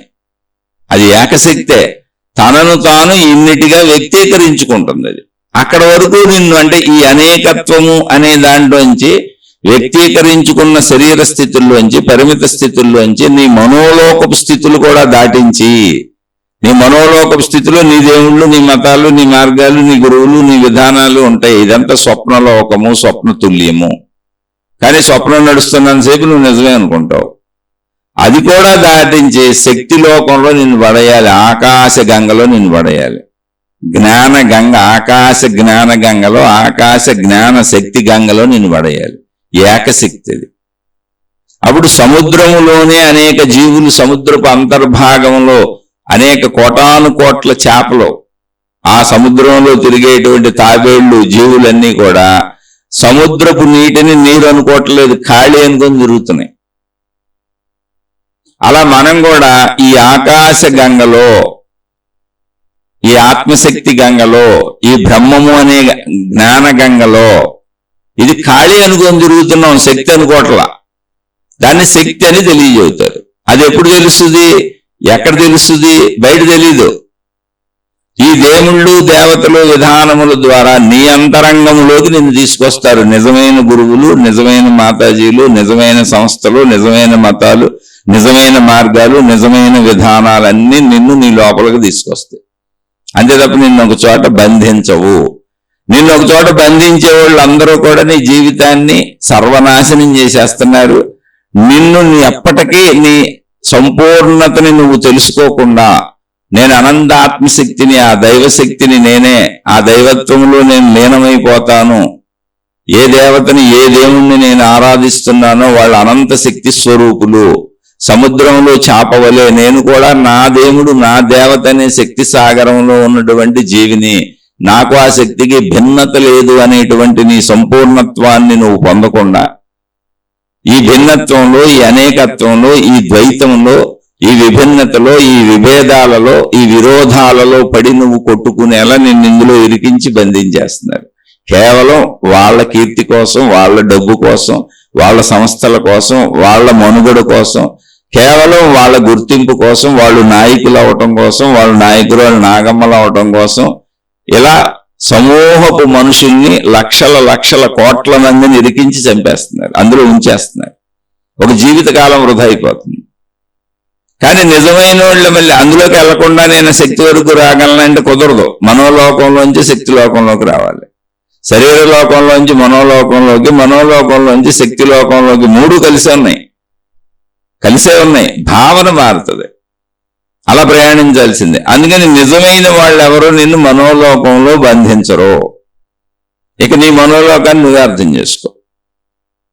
మనోలోకంలో అసలు బంధించరు నిజమైన గురువులు, నిజమైన మతాలు, నిజమైన మార్గాలు, నిజమైన విధానాలు, నిజమైన దేవతలు, నిజమైన దేవుళ్ళు, వీళ్ళెవ్వరూ నిన్ను నీ మనోలోకంలో బంధించరు. మనోలోకంలో బంధించే వాళ్ళు మాత్రమే ప్రచారకులుగా రోడ్లు ఎక్కుతారు. లేకపోతే అసలు ప్రచారంతో పనే ఉంది. భౌతికంలో ప్రచారాలు ఉన్నాయంటే ఆ సబ్బు అమ్ముకోవాలి, పేస్ట్ అమ్ముకోవాలి, దువ్వును అమ్ముకోవాలి, అద్దం అమ్ముకోవాలి, ఆ వస్తువులు అమ్ముకోవాలి. కాబట్టి ప్రచారం అవసరం. మనుషులకు కూడా తెలియాలి, ఇన్ని వస్తువులు ప్రపంచంలో ఉన్నాయి, మేము తయారు చేసాం, మీరు కొనుక్కోండి అని. కానీ ఏకత్వ అనంత ఆత్మశక్తికి సాగే ప్రయాణంలో తనలోనే ఉన్న తన ప్రాణశక్తిని మనిషి తన ఇంట్లోనే కూర్చొని తన పనులు శరీరపరంగా తన పనులన్నీ చేసుకుంటూ, మనోపరంగా తన కుటుంబ సంబంధ బాంధవ్యాలన్నీ నేను, నాది, నా వాళ్ళని అన్నింటినీ నిలుపుకుంటూ ధర్మ మార్గంలో సాగుతూ తనలోనే ఉన్న అనంత ఏకత్వాన్ని, తన ప్రాణశక్తి రూపంలో ఉన్న తన అనంత ఏకత్వాన్ని తన ఇంట్లోనే కూర్చొని తానే పొందగలిగిన దాన్ని, ఇంత మనిషిని అల్లకల్లోలం చేసేసి మతాల పేరు, మార్గాల పేరు, సమూహాల పేరు, విభేదాలు, విరోధాలు సృష్టించేసి డబ్బుతో లోకాలు నిర్మించేసి, ప్రజల డబ్బుతో వేల వేల ఎకరాలు, ఆశ్రమాలు, మఠాలు, పీఠాలు, ఏ మతం లేదుండేది. ప్రజలని ఎటువైపు నడిపిస్తున్నారో ఎవరికి వాళ్ళే చూసుకోవాలి. వెళుతున్న వాళ్ళు చూసుకోవాలి. అసలు నడిపించే వాళ్ళు ఏమైనా, ఎందుకంటే మోసం చేయాలని వచ్చినటువంటి దొంగ బాగా మంచివాళ్ళు నటిస్తాడు. నిజంగా మంచివాళ్ళు అసలు నటించడం వాడికి అవసరమే లేదు, నెలకొండ కూర్చుంటాడు. కానీ దొంగ బాగా మంచివాళ్ళు నటించి మనం నమ్మించే ప్రయత్నం చేస్తాడు, మనతో స్నేహం చేస్తాడు. ఇప్పుడు రైల్లోనో బస్సులోనో వెళ్తున్నాం, రైలు అనుకోండి, ప్రయాణిస్తున్నాం, ఓ దొంగ మన దగ్గరే కూర్చున్నాడు, మిగిలిన వాళ్ళందరూ మంచివాళ్ళు. అందుకని ఎవరికాళ్ళు వాళ్ళు సెల చూసుకుంటున్నారు, వాళ్ళ పుస్తకాలు చదువుకుంటున్నారు, ఎవరి పనులు వాళ్ళు ఉన్నారు, వాళ్ళకి ఫోన్లు చేసి కబుర్లు చెప్పుకుంటున్నారు, ఎవరో పాటలు పెట్టుకుంటున్నారు. కానీ ఈ దొంగ మాత్రం ముందు మనతో పరిచయం పెంచుకుంటాడు, మన పలకరిస్తాడు, అవసరమైతే మనకు బిస్కెట్ ఇస్తాడు, టీ ఇస్తాడు, మంచినీళ్ళు తాగుతారా అని అడుగుతాడు, ఏదో ఒక రూపంగా మనతో స్నేహం పెట్టుకుంటాడు. ఆ స్నేహానికి మనం అతను బాగా మంచివాడని నమ్మి, సార్ ఒకసారి కొంచెం నా లగేజ్ చూస్తా ఉండండి, ఇప్పుడే బాత్రూమ్కి వెళ్ళి వస్తాన్ని, ఏదో ఒక అవసరతకి లెగిస్తాం మనం, వీడిని నమ్ముతాం. మిగిలిన వాళ్ళందరినీ నమ్మం, ఎందుకని వాళ్ళందరూ మంచివాళ్ళు. ఆ మంచి వాళ్ళకి అసలు ఎవరిని నమ్మించాల్సిన అవసరమే లేదు, అసలు ఎవరిని నమ్మించవలసిన అవసరం మంచివాడికి ఉండదు. అందుకని వాడు పక్కవాడి వైపు చూడు, ప్రచారం చేయడు. ప్రచారకులు అంటేనే మోసం చేస్తున్నారని అర్థం. ఎందుకని వాళ్ళ గుర్తింపు కాంక్ష, లేకపోతే రోడ్డెక్కి ప్రచారం ఎందుకు? అదేంటంటే మా దేవుడు తెలియజేయమన్నాడని కొన్ని గ్రంథాలు రాసుకున్నారు కొన్ని మతాలు. విచక్షణతో ఆలోచిస్తే పిచ్చెక్కిన వాళ్ళు ఎవరో, పిచ్చెక్కని వాళ్ళు ఎవరో మనకే తెలిసిపోద్ది. ఒక ట్రైన్లో మనం చుట్టూ కూర్చున్నప్పుడు ప్రత్యేకంగా పలకరించేవాడు కావాలని ఏదో చేస్తున్నాడు. లేదా వాడి కాలక్షేపం కోసం అన్న చేస్తున్నాడు. అందరూ దొంగలే అయి ఉండక్కర్ల, విషయానికి చెబుతున్నాడు. దొంగ ఎక్కువ నటిస్తాడు, ఎందుకని మనం ఎక్కువ నమ్మాలి కాబట్టి. ఇప్పుడు నమ్మేశాం. బాత్రూమ్కి వెళ్తామే సామాను చూస్తా ఉన్నాం. మనం బాత్రూమ్ నుంచి వచ్చేవాడికి ఆడు లేడు, సామాను లేదు. ఇంకో రకం ఉంటారు ఇక్కడే, పలకరించి మాట్లాడుతూ ఉంటారు. మనం ఇచ్చిన కాఫీలు బిస్కెట్లు చక్కగా తినేసి తాగేసి దిగి వెళ్ళిపోతారు, బాయ్ చెప్పి వెళ్ళిపోతారు. ఇంకో రకం ఉంటారు, వాళ్ళకి టైం పాస్ అవ్వదు. ఆ టైం పాస్కి బఠానీలు శనక్కాయల్లో మనం వాడుకుంటూ ఉంటారు. అలా చాలా మంది బంధుమిత్రులు ఉంటారు, మనకు ఫోన్లు చేస్తుంటారు. ఎప్పుడు వాళ్ళకి ఖాళీ ఉన్నప్పుడు, వాళ్ళకి ఖాళీ దొరికినప్పుడు, వాళ్ళకి పని లేనప్పుడు, వాళ్ళు విశ్రాంతిగా ఉన్నప్పుడు, వాళ్ళ మనసుకు బాధ కలిగినప్పుడు, వాళ్ళ మనసుకు కష్టం వచ్చినప్పుడు, వాళ్ళ కుటుంబంలో ఇబ్బందులు వచ్చినప్పుడు, ఇలా మొత్తం ఏదైనా ఏ రూపంలో వాళ్ళకి సమస్యలు వచ్చినప్పుడు నువ్వు గుర్తొస్తావు. నీకు ఫోన్లు చేసేస్తారు, నీ ఇంటికి వచ్చేస్తారు, నిన్ను పలకరిచ్చేస్తారు, నీ మీద ప్రేమ కురిపించేస్తారు, అబ్బో చిత్రాలు చేస్తారు. కానీ నీ అవసరానికి వాళ్ళు అసలు ఒక్కదానికన్నా ఉపయోగపడుతున్నారా? నీ అవసరం ఏంటని అడిగారా? అసలు నీ ఇంట్లో వాళ్ళైనా, నీ భార్య, నీ భర్త, నీ పిల్లలు, నీ తల్లిదండ్రులు, నీ అన్నదమ్ములు, నీ అక్క చెల్లెళ్ళు, నీ బంధుమిత్రులు నీ అవసరం ఏంటని అడిగిన వాళ్ళు నిజమైనటువంటి వాళ్ళు. వాళ్ళ బాధలు చెప్పేవాళ్ళు, వాళ్ళ అవసరాలు అడిగేవాళ్ళు, వాళ్ళ అవసరాలకు ఫోన్లు చేసేవాళ్ళు, వాళ్ళ అవసరాలకు మన ఇంటికి వచ్చేవాళ్ళు, వాళ్ళ అవసరాలకే మన రమ్మని పిలిచేవాళ్ళు, వీళ్ళందరూ నిజమైన వాళ్ళు కాదు, స్వార్థపరులు. వాళ్ళు ఎవరైనా సరే, నీ భర్త కూడా కావచ్చు, నీ భార్య కూడా కావచ్చు, నీ పిల్లలు కూడా కావచ్చు, నీ తల్లిదండ్రులు కూడా కావచ్చు. ఇది ప్రపంచం, ఇలా నడుస్తూ ఉంటుంది. ఇదంతా భౌతికం, తీసి అవతల పారే, నీ విఘ్నతను పెట్టేళ్ళు. అంటే ఎందుకు చెబుతున్నానంటే, ప్రచారం అని రోడ్డు ఎక్కాల్సిన అవసరం అసలు ఎవరికొందో. నీ గుర్తింపు లేకపోతే ప్రచారం ఏంటి? అంటే నీకు ఒక కాంక్ష ఉంది, డబ్బు కావాలి, గుర్తింపు కావాలి, సమూహం కావాలి, ఆ సమూహానికి నాయకుడిని అవ్వాలి, నాయకురాలు నాగమ్మని అవ్వాలి, నాకేదో తెలుసని అసలు నేను అనుకుంటున్నాను, నేను తెలియని వాళ్ళు ఇక్కడ బోల్డ్ మంది ఉన్నారు అనుకుంటున్నాను, నేను తెలిసిన వాడిని అనుకుంటున్నాను, నేను తెలిసిన దాన్ని వీళ్ళందరూ తెలియని వాళ్ళు అనుకుంటున్నాను. కాబట్టి నాకు తెలుసు అన్న అహంకార భావన నాలో ఉంది, వాళ్ళకి తెలియదు అన్న తక్కువ భావన కూడా ఉంది. కాబట్టి వీళ్ళందరికీ ఇప్పుడు తెలియజేవుతానని వెళ్తున్నాను. పెచ్చక పరాకాష్ట అంటారు దీన్ని. నిజమైన మంచి వాళ్ళు ఎవరో మౌనంగా కూర్చుంటారు, వాళ్ళ పని వాళ్ళు చేసుకుంటారు. ఎందుకని? ఆత్మశక్తి, ఆత్మజ్ఞానము అనేది శరీరము, మనసు, ప్రాణశక్తి. అలా చెప్పు, నడిపించు. నేను చెప్పాక ఈ విద్యాలయములు, మతములు, మార్గములు, విధానములన్నీ విద్యాలయములు. అవి రోడ్లు ఎక్కవో. విద్యాలయాలను ఎత్తుక్కుంటూ విద్యార్థులు వెళ్తారు. అవి అందుకు ఏర్పాటు చేయబడి. అందుకే ఆధ్యాత్మికతలో ఆసక్తి లేని వారికి అసలు ఆధ్యాత్మికతనే చెప్పొద్దు అని ప్రథమ సెంటెన్స్ ఉంది. ఆత్మజ్ఞానం ఎవరికి చెప్పాలి, ఎవరికి చెప్పకూడదంటే ముముక్షువులు, జిజ్ఞాసువులు, ఆర్తులు, అర్ధార్థులు, ఇలా రకరకాలుగా ఉంటారు. ఆర్తులు, అర్ధార్థులు అనే కష్టాలతో వస్తారు దేవుడి దగ్గర. కష్టాలు తీరితే వెళ్ళిపోతాడు. డబ్బు కావాలని ఏదో ఆ సుఖాల కోసం వస్తారు, అవి తీరితే వెళ్ళిపోతారు. జిజ్ఞాస, కొంచెం అన్న ఆసక్తి ఉండి నిజంగా ఆధ్యాత్మికత తెలియాలనుకున్న వాళ్ళకి ఆత్మజ్ఞానం చెప్పు. మోక్షువులు, నేను మోక్షం పొందాలి అనేటువంటి తీవ్రమైన భావన ఉన్న వాళ్ళకి మాత్రమే అది చెప్పు, అది నేర్పు, వాళ్ళని దగ్గర కూర్చోబెట్టుకో, మిగిలిన వాళ్ళకి చెప్పకు అని చెప్పారు. ఎంత చక్కగా ఉంది అక్కడ. రోడ్లు బొడ్డుకు తిరగమని అసలు చెప్పలే. రోడ్లు బొడ్డుకు తిరిగే వాళ్ళు అందరూ కూడా ఆర్తులు, అర్ధార్థులు. ఈ ప్రచారకులు అందరూ వాళ్ళకి ఏదో కావాలి, వాళ్ళ ఆర్తి తీరాలి, వాళ్ళ అర్థం డబ్బు కావాలి. అలా నేను విమర్శించట్లా, కానీ సర్వశక్తివంతము, సర్వవ్యాపకమైన దైవత్వాన్ని రోడ్లు పాలు చేసేసి వీధి వీధికి వెళ్ళి, ఇంటింటికి వెళ్ళి దేవుణ్ణి, దేవతని అంత చీప్ చేసేస్తారా? తిరిగేసి మా కార్యక్రమాలు పెట్టుకోండి, మా దేవుణ్ణి నమ్మండి, ఇదిగో మా కరపత్రాలు, ఇదిగో మా పుస్తకాలు కొనుక్కోండి, మాకు డబ్బులు ఇవ్వండి, మేము వ్యాపారం చేసుకుంటాం దేవుడి పేరు మీద. దేవుడు అంత చవక చేయటం ఎందుకండి బాబు? మొత్తం ఉన్నదంతా దైవత్వమే, నువ్వు కూడా దైవమే. అహం బ్రహ్మస్మి, అయం ఆత్మా బ్రహ్మ. అసలు సృష్టి అనేది, ఆ దైవశక్తి అనేది, ఆ దైవత్వం అనేది ఎంత ఉందో అసలు ఇప్పటి వరకు ఎవరు తెలుసుకోలేకపోయారు. సైన్స్ అని మనుషులు చెబుతుంది, 5% కూడా తెలుసుకోలేదు. 95% విశ్వం ఎంత ఉందో తెలియదు అసలు. అనంతము అని పేరు పెట్టారు.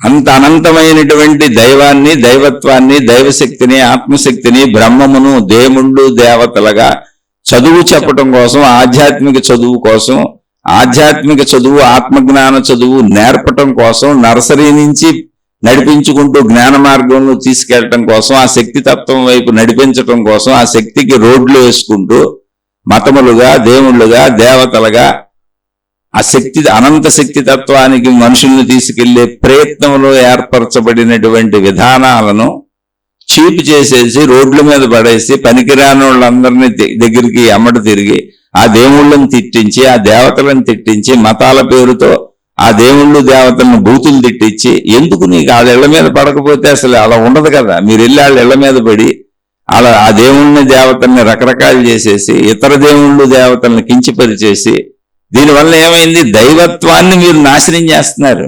వాళ్ళ అమ్మనా బూతులు తిడుతున్నారు ఇతర దేవుళ్ళని దేవతల్ని ఇతర మతాన్ని. కానీ అది అనంత శక్తి సాగరం. పిచ్చ పనులు చేయకండి. అది ఆధ్యాత్మిక చదువు, అది శక్తి చదువు, ప్రాణశక్తి చదువు. తమలోనే ఉన్న తమ ప్రాణశక్తి చదువు. దానికోసం ఏర్పరచబడిన విద్యాలయాలు వాటిని చౌకబారు చేసేవాకండి మీ డబ్బుల కోసం, మీ గుర్తింపుల కోసం. ముందు మీరు మీ స్వీయ ఆత్మతత్వాన్ని తెలుసుకోండి. మోసపూరితంగా ప్రకటించుకోబాకండి ఆత్మజ్ఞానంలోని. మిమ్మల్ని మీరు మోసం చేసుకోవడమే. జన్మ జన్మలకే బ్రహ్మరాక్షసులే చెట్లు బొట్టుగా ఎలాడతారనేటువంటిది దత్తాత్రేయ చరిత్రలో వస్తుంది. మీరు వెళ్ళి చదువుకోండి. ఆల్రెడీ పురాణాలు, ఇతిహాసాల్లో అందించారు. ఎవరైతే మనుషుల్ని బ్రహ్మము అనేటువంటి జ్ఞానంతో, బ్రహ్మము అంటే అనంత ఆత్మశక్తి, ప్రాణశక్తి, విశ్వశక్తి, సృష్టి శక్తి, అదే బ్రహ్మము. ఏదైతే ఆకాశ గంగ, జ్ఞాన గంగ, శక్తి సాగరం అని చెప్పుకుంటున్నామో దాన్నే బ్రహ్మము అన్నారు. ఆ జ్ఞానమును ఎవరైతే తప్పుదోవలో ప్రజల్ని మళ్లించి ఆ జ్ఞానమును తప్పుగా చెప్పి తద్వారా ఆ జ్ఞాన మోసంతో డబ్బులు పొంది, కీర్తి పొంది, ప్రాపంచిక విషయాలను పొంది ప్రపంచంలో గొప్పవాళ్ళై బ్రహ్మజ్ఞానములో ప్రజలను తప్పుదోవ నడిపిస్తారో వాళ్ళు ఎంతమంది ప్రజలను ఆ జ్ఞాన మార్గంలో, అంటే బ్రహ్మజ్ఞానమును తప్పుదోవ మార్గంలో నడిపించారో అన్ని జన్మలు బ్రహ్మ రాక్షసులై. ఎందుకని బ్రహ్మజ్ఞానమును తప్పుదోవలు చెప్పారు. ప్రజల్ని మభ్యపెట్టి డబ్బు కొట్టేశారు, కీర్తి కొట్టేశారు, సేవలు చేయించుకున్నారు, నాయకులు అయిపోయారు, నాయకురాలు నాగములు అయిపోయారు. అన్ని జన్మలో బ్రహ్మరాక్షసులై చెట్లకు పట్టుకు ఏలాడతారు. ఇక విముక్తి లేదు. ఎన్ని జన్మలో ఎంతమంది మీ ద్వారా మోసపోయారో అన్ని జన్మలు. సృష్టిలో కర్మ సిద్ధాంతం బ్రహ్మాండంగా పనిచేస్తుంది. కాబట్టి ధర్మంగా ఉన్నాం, మంచిగా ఉన్నాం. సర్వే జనా సుఖినో భవంతు, లోకా సమస్తా సుఖినో భవంతు. దేవుళ్ళ పేరుతో విడిపోవటం ఏంటి, దేవతల పేరుతో విడిపోవటం ఏంటి, నా దేవుడు గొప్ప ఏంటి, మీ దేవుడు గొప్ప కాదేంటి. నాకు చాలా మంది గురువులు తెలుసు, చాలా రకాల సంస్థలు తెలుసు. వాళ్ళు చెప్పే సూత్రం ఏంటో తెలుసా, మన దేవుణ్ణి దాటి ఇంకో దేవుడి దగ్గరికి వెళ్ళకూడదండి. మనం ఒక దేవుణ్ణి పెట్టుకున్నాం, ఒక సంస్థ పెట్టుకున్నాం, ఒక గురువు పెట్టాడు. ఇప్పుడు ఆ గురువు, ఆ మాతాజీని ఏం చెబుతున్నారంటే మన సంస్థ, మన గురువు, మన దేవుడు. మళ్ళీ ఇదే దేవుడి పేరు మీద ఇంకో సంస్థ పెట్టినా మీరు అందులోకి వెళ్ళకూడదు. ఎందుకని దానికి ఉదాహరణ ఏం చెబుతారంటే, ఒక భార్య భర్తకు అంకితమైపోయి ఉండిన విధముగా, ఒక భర్త భార్యకు అంకితమైపోయి ఉండిన విధముగా నువ్వు ఈ గురువుకి, ఈ దేవుడికి, ఈ సంస్థకి, ఈ మతానికి అంకితమైపోయి ఉండాలంట. ఓకే, నువ్వు చెప్పింది నిజమే. మరి అది నీకు వర్తించదా? అప్పుడు ఒక గురువు ఒక శిష్యుడిగా అంకితం అయిపోయి ఉండాలిగా. అప్పుడు ఒక దేవుడు ఒక భక్తుడిగా అంకితం అయిపోయి ఉండాలిగా. అప్పుడు ఒక మతం ఒక్కడికే అంకితం అయిపోయి ఉండాలిగా. అప్పుడు ప్రపంచం అంతా ఎవడి మతం అడిగి అవుద్ది, ఎవడి దేవుడు అడుగుంటాడు, ఎవడి గురువు అడుగుంటాడు. మొగుడు పెళ్ళాలు తీరి చెబితే దాన్ని ఇక్కడ అప్లై చేసి వాళ్ళని భ్రష్టు పట్టిస్తున్నారు. కొందరేమో, కొన్ని సంస్థలేమో, అంటే ఈ చిత్ర విచిత్రాలు తెలుసుకోకపోతే మనుషులు పాపం భ్రమలో పోతున్నారు. కొన్ని సంస్థలు ఏం చదువుతున్నాయి, ఇంకా చిత్రంగా ఉన్నాయి. వాళ్ళ దగ్గరకు వచ్చిన భక్తులందరినీ కూర్చోబెట్టి మనందరము ఎవరి సంతానము, మనందరం దేవుడి బిడ్డలమేనా కాదా అని అడుగుతారు. సహజంగా మనందరం అంటే అవును, మనందరికీ తండ్రి దేవుడే లేదా ఆ దేవత అనే భావనలో ఉంటాం, అవును అంటాం. అప్పుడు అమ్మటి వాళ్ళు అందరూ ఏమంటారు తెలుసా, ఆ సంస్థ వాళ్ళు ఏమంటారు తెలుసా, మనందరం దేవుడి బిడ్డలం అయితే మనందరం అన్నదమ్ములు, అక్క చెల్లెళ్ళు అవుతాం కదా. మరి మనం పెళ్లిళ్ళు చేసుకుని పిల్లల్ని కంటాం వ్యభిచారం కదా, తప్పు కదా. అన్నదమ్ములు, అక్క చెల్లెళ్ళు పెళ్లిళ్ళు చేసుకోవటం ఏంటని ఒక సంస్థ నడుస్తుంది. అది ప్రపంచవ్యాప్తంగా ఉంది, నడుస్తుంది. ఆ పేరు మీద ఒక సంస్థ నడుస్తుంది ఈ సిద్ధాంతాలు. అది ప్రపంచవ్యాప్తంగా ఉంది. కోట్ల మంది వాళ్ళకి అనుయాయులు ఉన్నారు. మనం అలా అన్నదమ్ములు, అక్క చెల్లెళ్ళు కాపురాలు చేయొచ్చా, పెళ్లిళ్ళు చేసుకోవచ్చా, పిల్లల్ని కనొచ్చా అంటున్నారు వీళ్ళు. దైవత్వానికి శరీర తత్వానికి అసలు సంబంధం ఉందా? దాన్ని అప్లై చేయొచ్చు ఎక్కడ? దైవత్వం అనే శక్తి తత్వము. ఇలా వివిధ రకాలుగా ప్రజల్ని మభ్యపెట్టేటువంటి సంస్థలు ఉన్నాయి. మీరు విచక్షణతో ఆలోచించండి. అనేక మంది ఈ సంస్థల పేర్లు పెట్టుకొని గురువులుగా, మహాత్ములుగా, మాతాజీలుగా చలామణి అయిపోతున్నారు. అవనే ఇందులో మంచోళ్ళు చాలా మంది ఉన్నారు. అసలు ఇది ఏర్పరచబడింది ఆధ్యాత్మిక చదువు కోసం, ఆత్మజ్ఞాన చదువు కోసం, నీ ప్రాణశక్తి చదువు కోసం. అంటే నువ్వు శరీర భావనలో శరీరపరంగా ఎప్పుడు బయటకు వెళ్తావు, నువ్వు ఇంద్రియాలు బయటకు ఉంటాయి. మనసు ఎప్పుడు నీ లోపల ఉంటుంది. అంటే ప్రపంచంతో గ్రహించిన విషయాలన్నీ మనసుగా లోపల ప్రాణశక్తులు ముద్రింపబడిపోయినాయి. అందుకని మనసు ఎప్పుడు లోపల ఉంటుంది. ఆలోచనలు ఎప్పుడు లోపలే పుడతాయి, భావాలు ఎప్పుడు లోపలే పుడతాయి. అవి బయటికి తీసుకెళ్తాయి. అవన్నీ మన బయటికి తీసుకెళ్తాయి.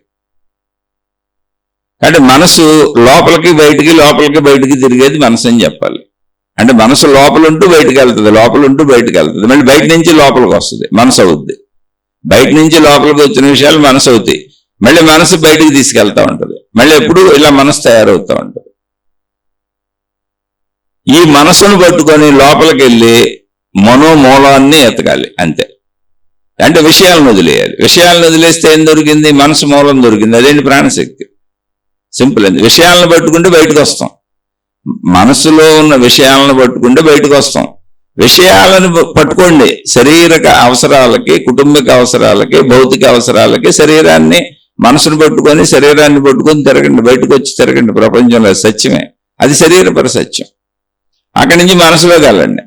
కాసేపు ఈ విషయాలను పట్టుకొని తిరగనని సమయం కేటాయించుకొని మనోమూలాన్ని ఎతకండి. మనోమూలాన్ని ఎతకడం అంటే ఏంటి? పదాలు ఎలా వాడుకుంటున్నాం తప్ప విషయాలను వదిలేసి ఒట్టి మనసుతో కూర్చోండి. ఒట్టి మనసు ఎలా ఉంటుంది? ఖాళీగా ఉంటుంది. విషయాలతో ఉన్నది కదా. విషయాలు ఉంటే అందులో దృశ్యం అన్నా ఉంటుంది, శబ్దం అన్నా ఉంటుంది, రుచి అన్నా ఉంటుంది, రంగు అన్నా ఉంటుంది, వాసన అన్నా ఉంటుంది, భయం అన్నా ఉంటుంది, సుఖం అన్నా ఉంటుంది, దుఃఖం అన్నా ఉంటుంది.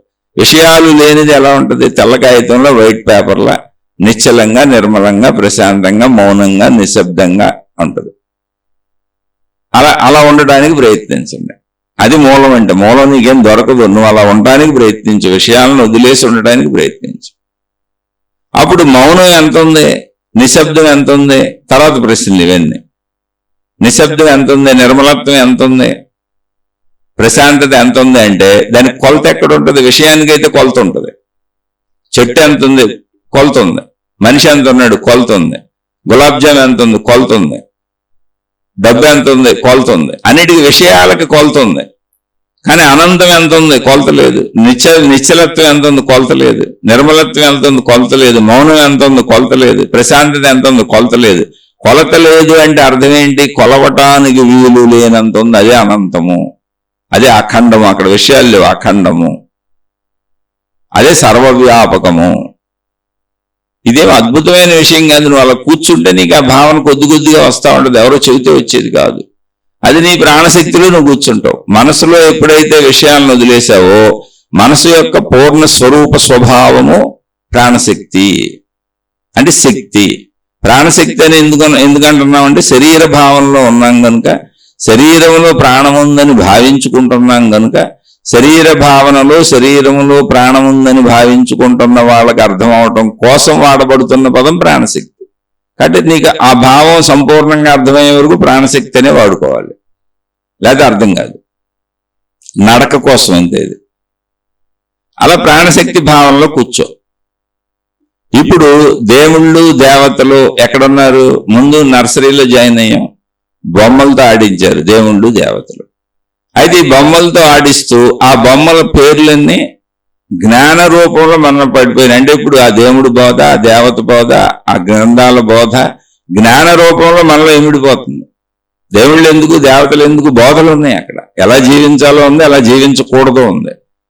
అక్కడి నుంచి అలా నడిపించుకుంటూ అదంతా జ్ఞాన రూపంలో మనలో ఆ దేవుడి పేరు మీద, ఆ దేవత పేరు మీద, ఆ మతం పేరు మీద మనం పడుతూ మనం తప్పులు చేయకుండా మంచిగా జీవించడానికి అవసరమైన జ్ఞాన బోధలు అందిస్తూ దేవుళ్ళు దేవతలు శక్తి స్వరూపాలని చెబుతున్నారు.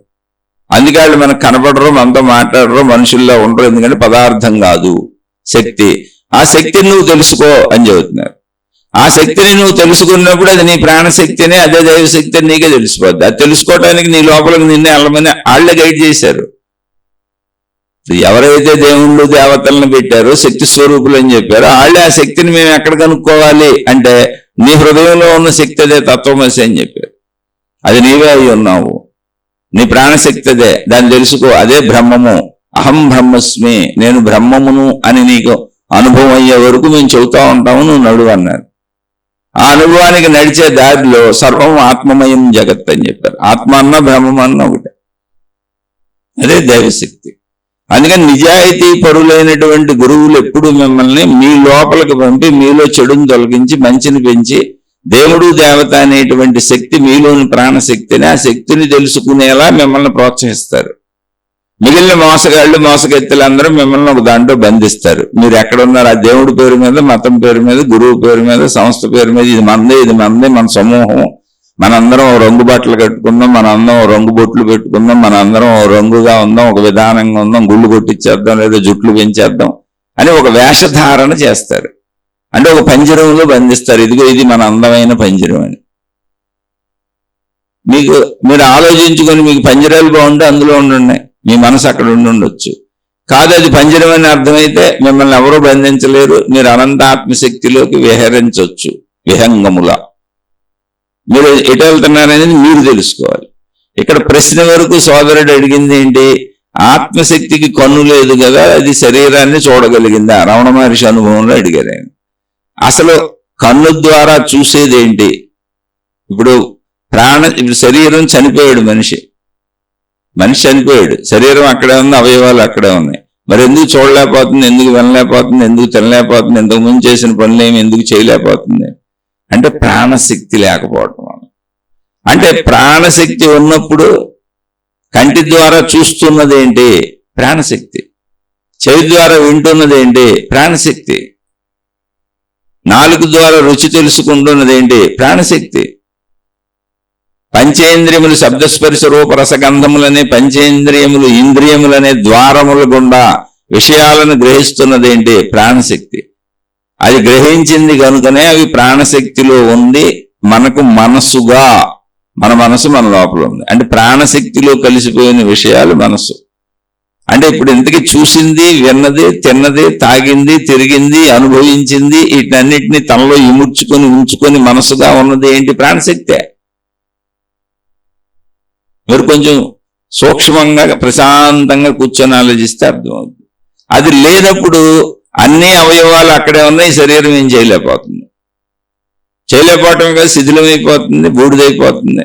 కాలు చేస్తే బూడిదైపోద్ది, పూర్తి చేస్తే మెట్లో కలిసిపోద్ది. రెండు చేయకుండా ఉంచితే కుళ్ళిపోయి పురుగులు పెట్టిపోయి దుర్వాసన వచ్చేస్తుంది. అది భరించలేక కాలు చేయటం, పూర్తి చేయటం అలవాటు చేసుకున్నారు. శక్తిగా అది ఎప్పుడు శాశ్వతంగా ఉంటుంది. ఈ శక్తి తత్వాన్ని తెలుసుకోవడానికి చేస్తున్న ప్రయత్నం ఇది. కాబట్టి శక్తికున్న లక్షణాలే పదార్థాలకు వచ్చినాయి, విషయాలకు వచ్చినాయి, వస్తువులకు వచ్చినాయి.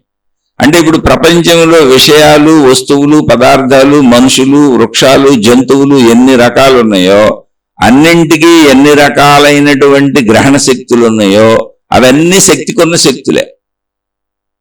శక్తికి అన్ని శక్తులు కలిగి ఉన్నది. ఎన్ని అంటే విశ్వమంతా, సృష్టి అంతా, ప్రకృతి అంతా.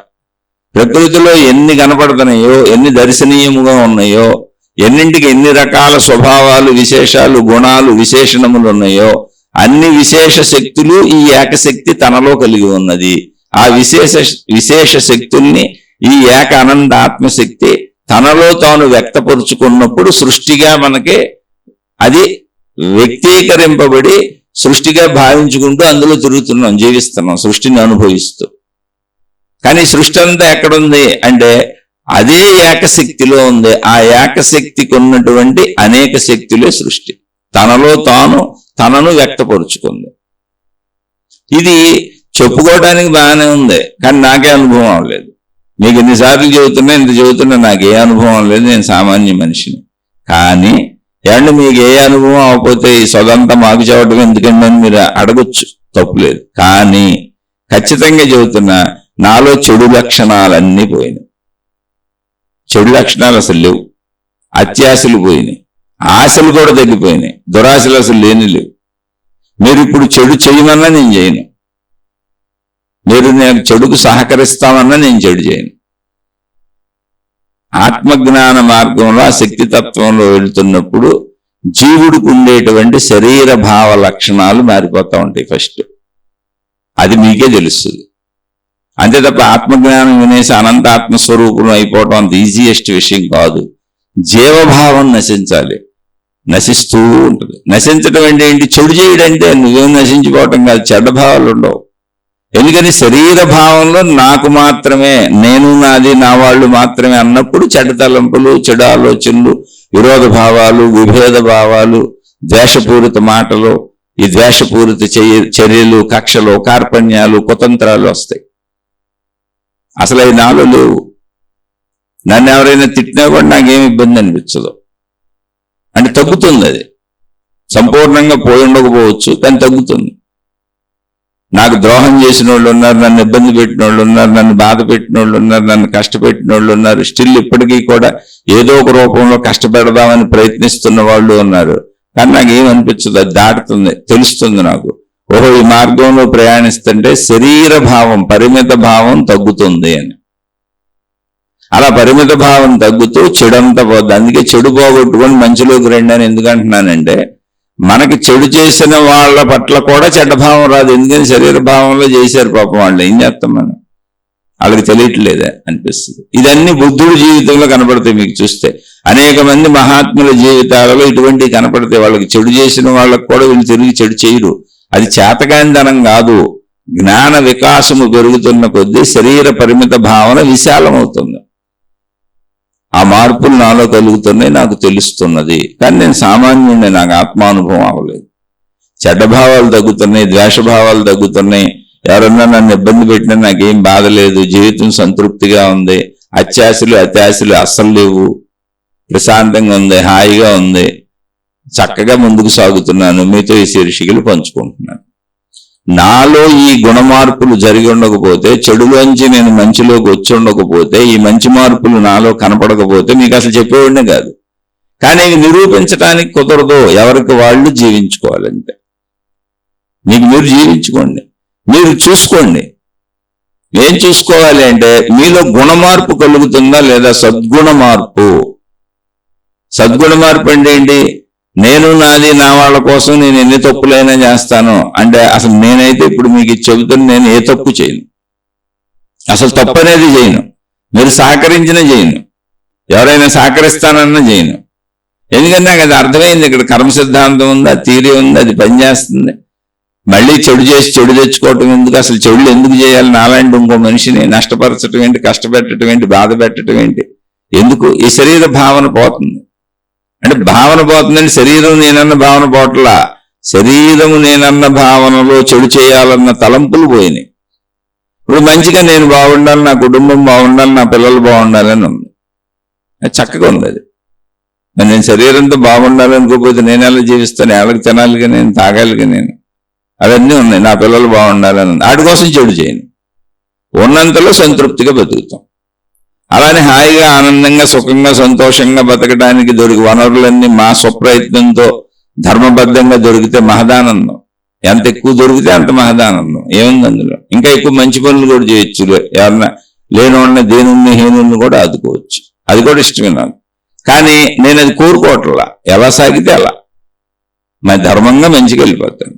ఆ మార్పు నాలో వచ్చింది కనుకనే ఈ జ్ఞానం వలన మనిషిలో మార్పు వస్తుంది అనే నమ్మకం నాకు కలిగింది. అందుకే మీతో ఈ శీర్షికలు పంచుకుంటున్నా. నా ఆచరణలో ఉన్నదే మీకు చెబుతున్నా, నాకు అనుభవం అయిందే మీకు చెబుతున్నా. నాకు అనుభవం అవల, ఆత్మానుభవం అవల, ప్రాణశక్తి అనుభవం నాకు అవల. కానీ అది అర్థమైంది. ఆ అనుభవం అవ్వాలంటే ఈ జీవభావన దాటాలి. అంటే శరీర జీవభావన సంపూర్ణంగా దాటాలి. ఇప్పుడు నాకు నా కుటుంబం బాగుండాలని ఉంది, నా పిల్లలు బాగుండాలని ఉంది. నా పిల్లలు, నా కుటుంబంలో నా భార్య, నా పిల్లలు ఏదైనా వాళ్ళకి ఇబ్బంది కలిగితే, లేదా నాకు ముఖ్యంగా పిల్లలకి ఇబ్బంది కలిగితే కొంచెం కంగారుగా ఉంది, కొంచెం భయంగా ఉంది, కొంచెం ఆదుర్ద, ఇవన్నీ కొద్ది కొద్దిగా వస్తున్నాయి. ఎలా అయినా వీళ్ళు బాగుంటే బాగుండని ఉంది. కానీ వాళ్ళ కోసం తప్పు చేయాలని లేదు, వాళ్ళు అసలు తప్పు చేయాలని లేదు. వాళ్ళు మా వాళ్ళకి ఎప్పుడు తప్పు చేయొద్దని చెబుతాను. ఎలా ఉంటే అందులో బతుకుదామని చెబుతాను.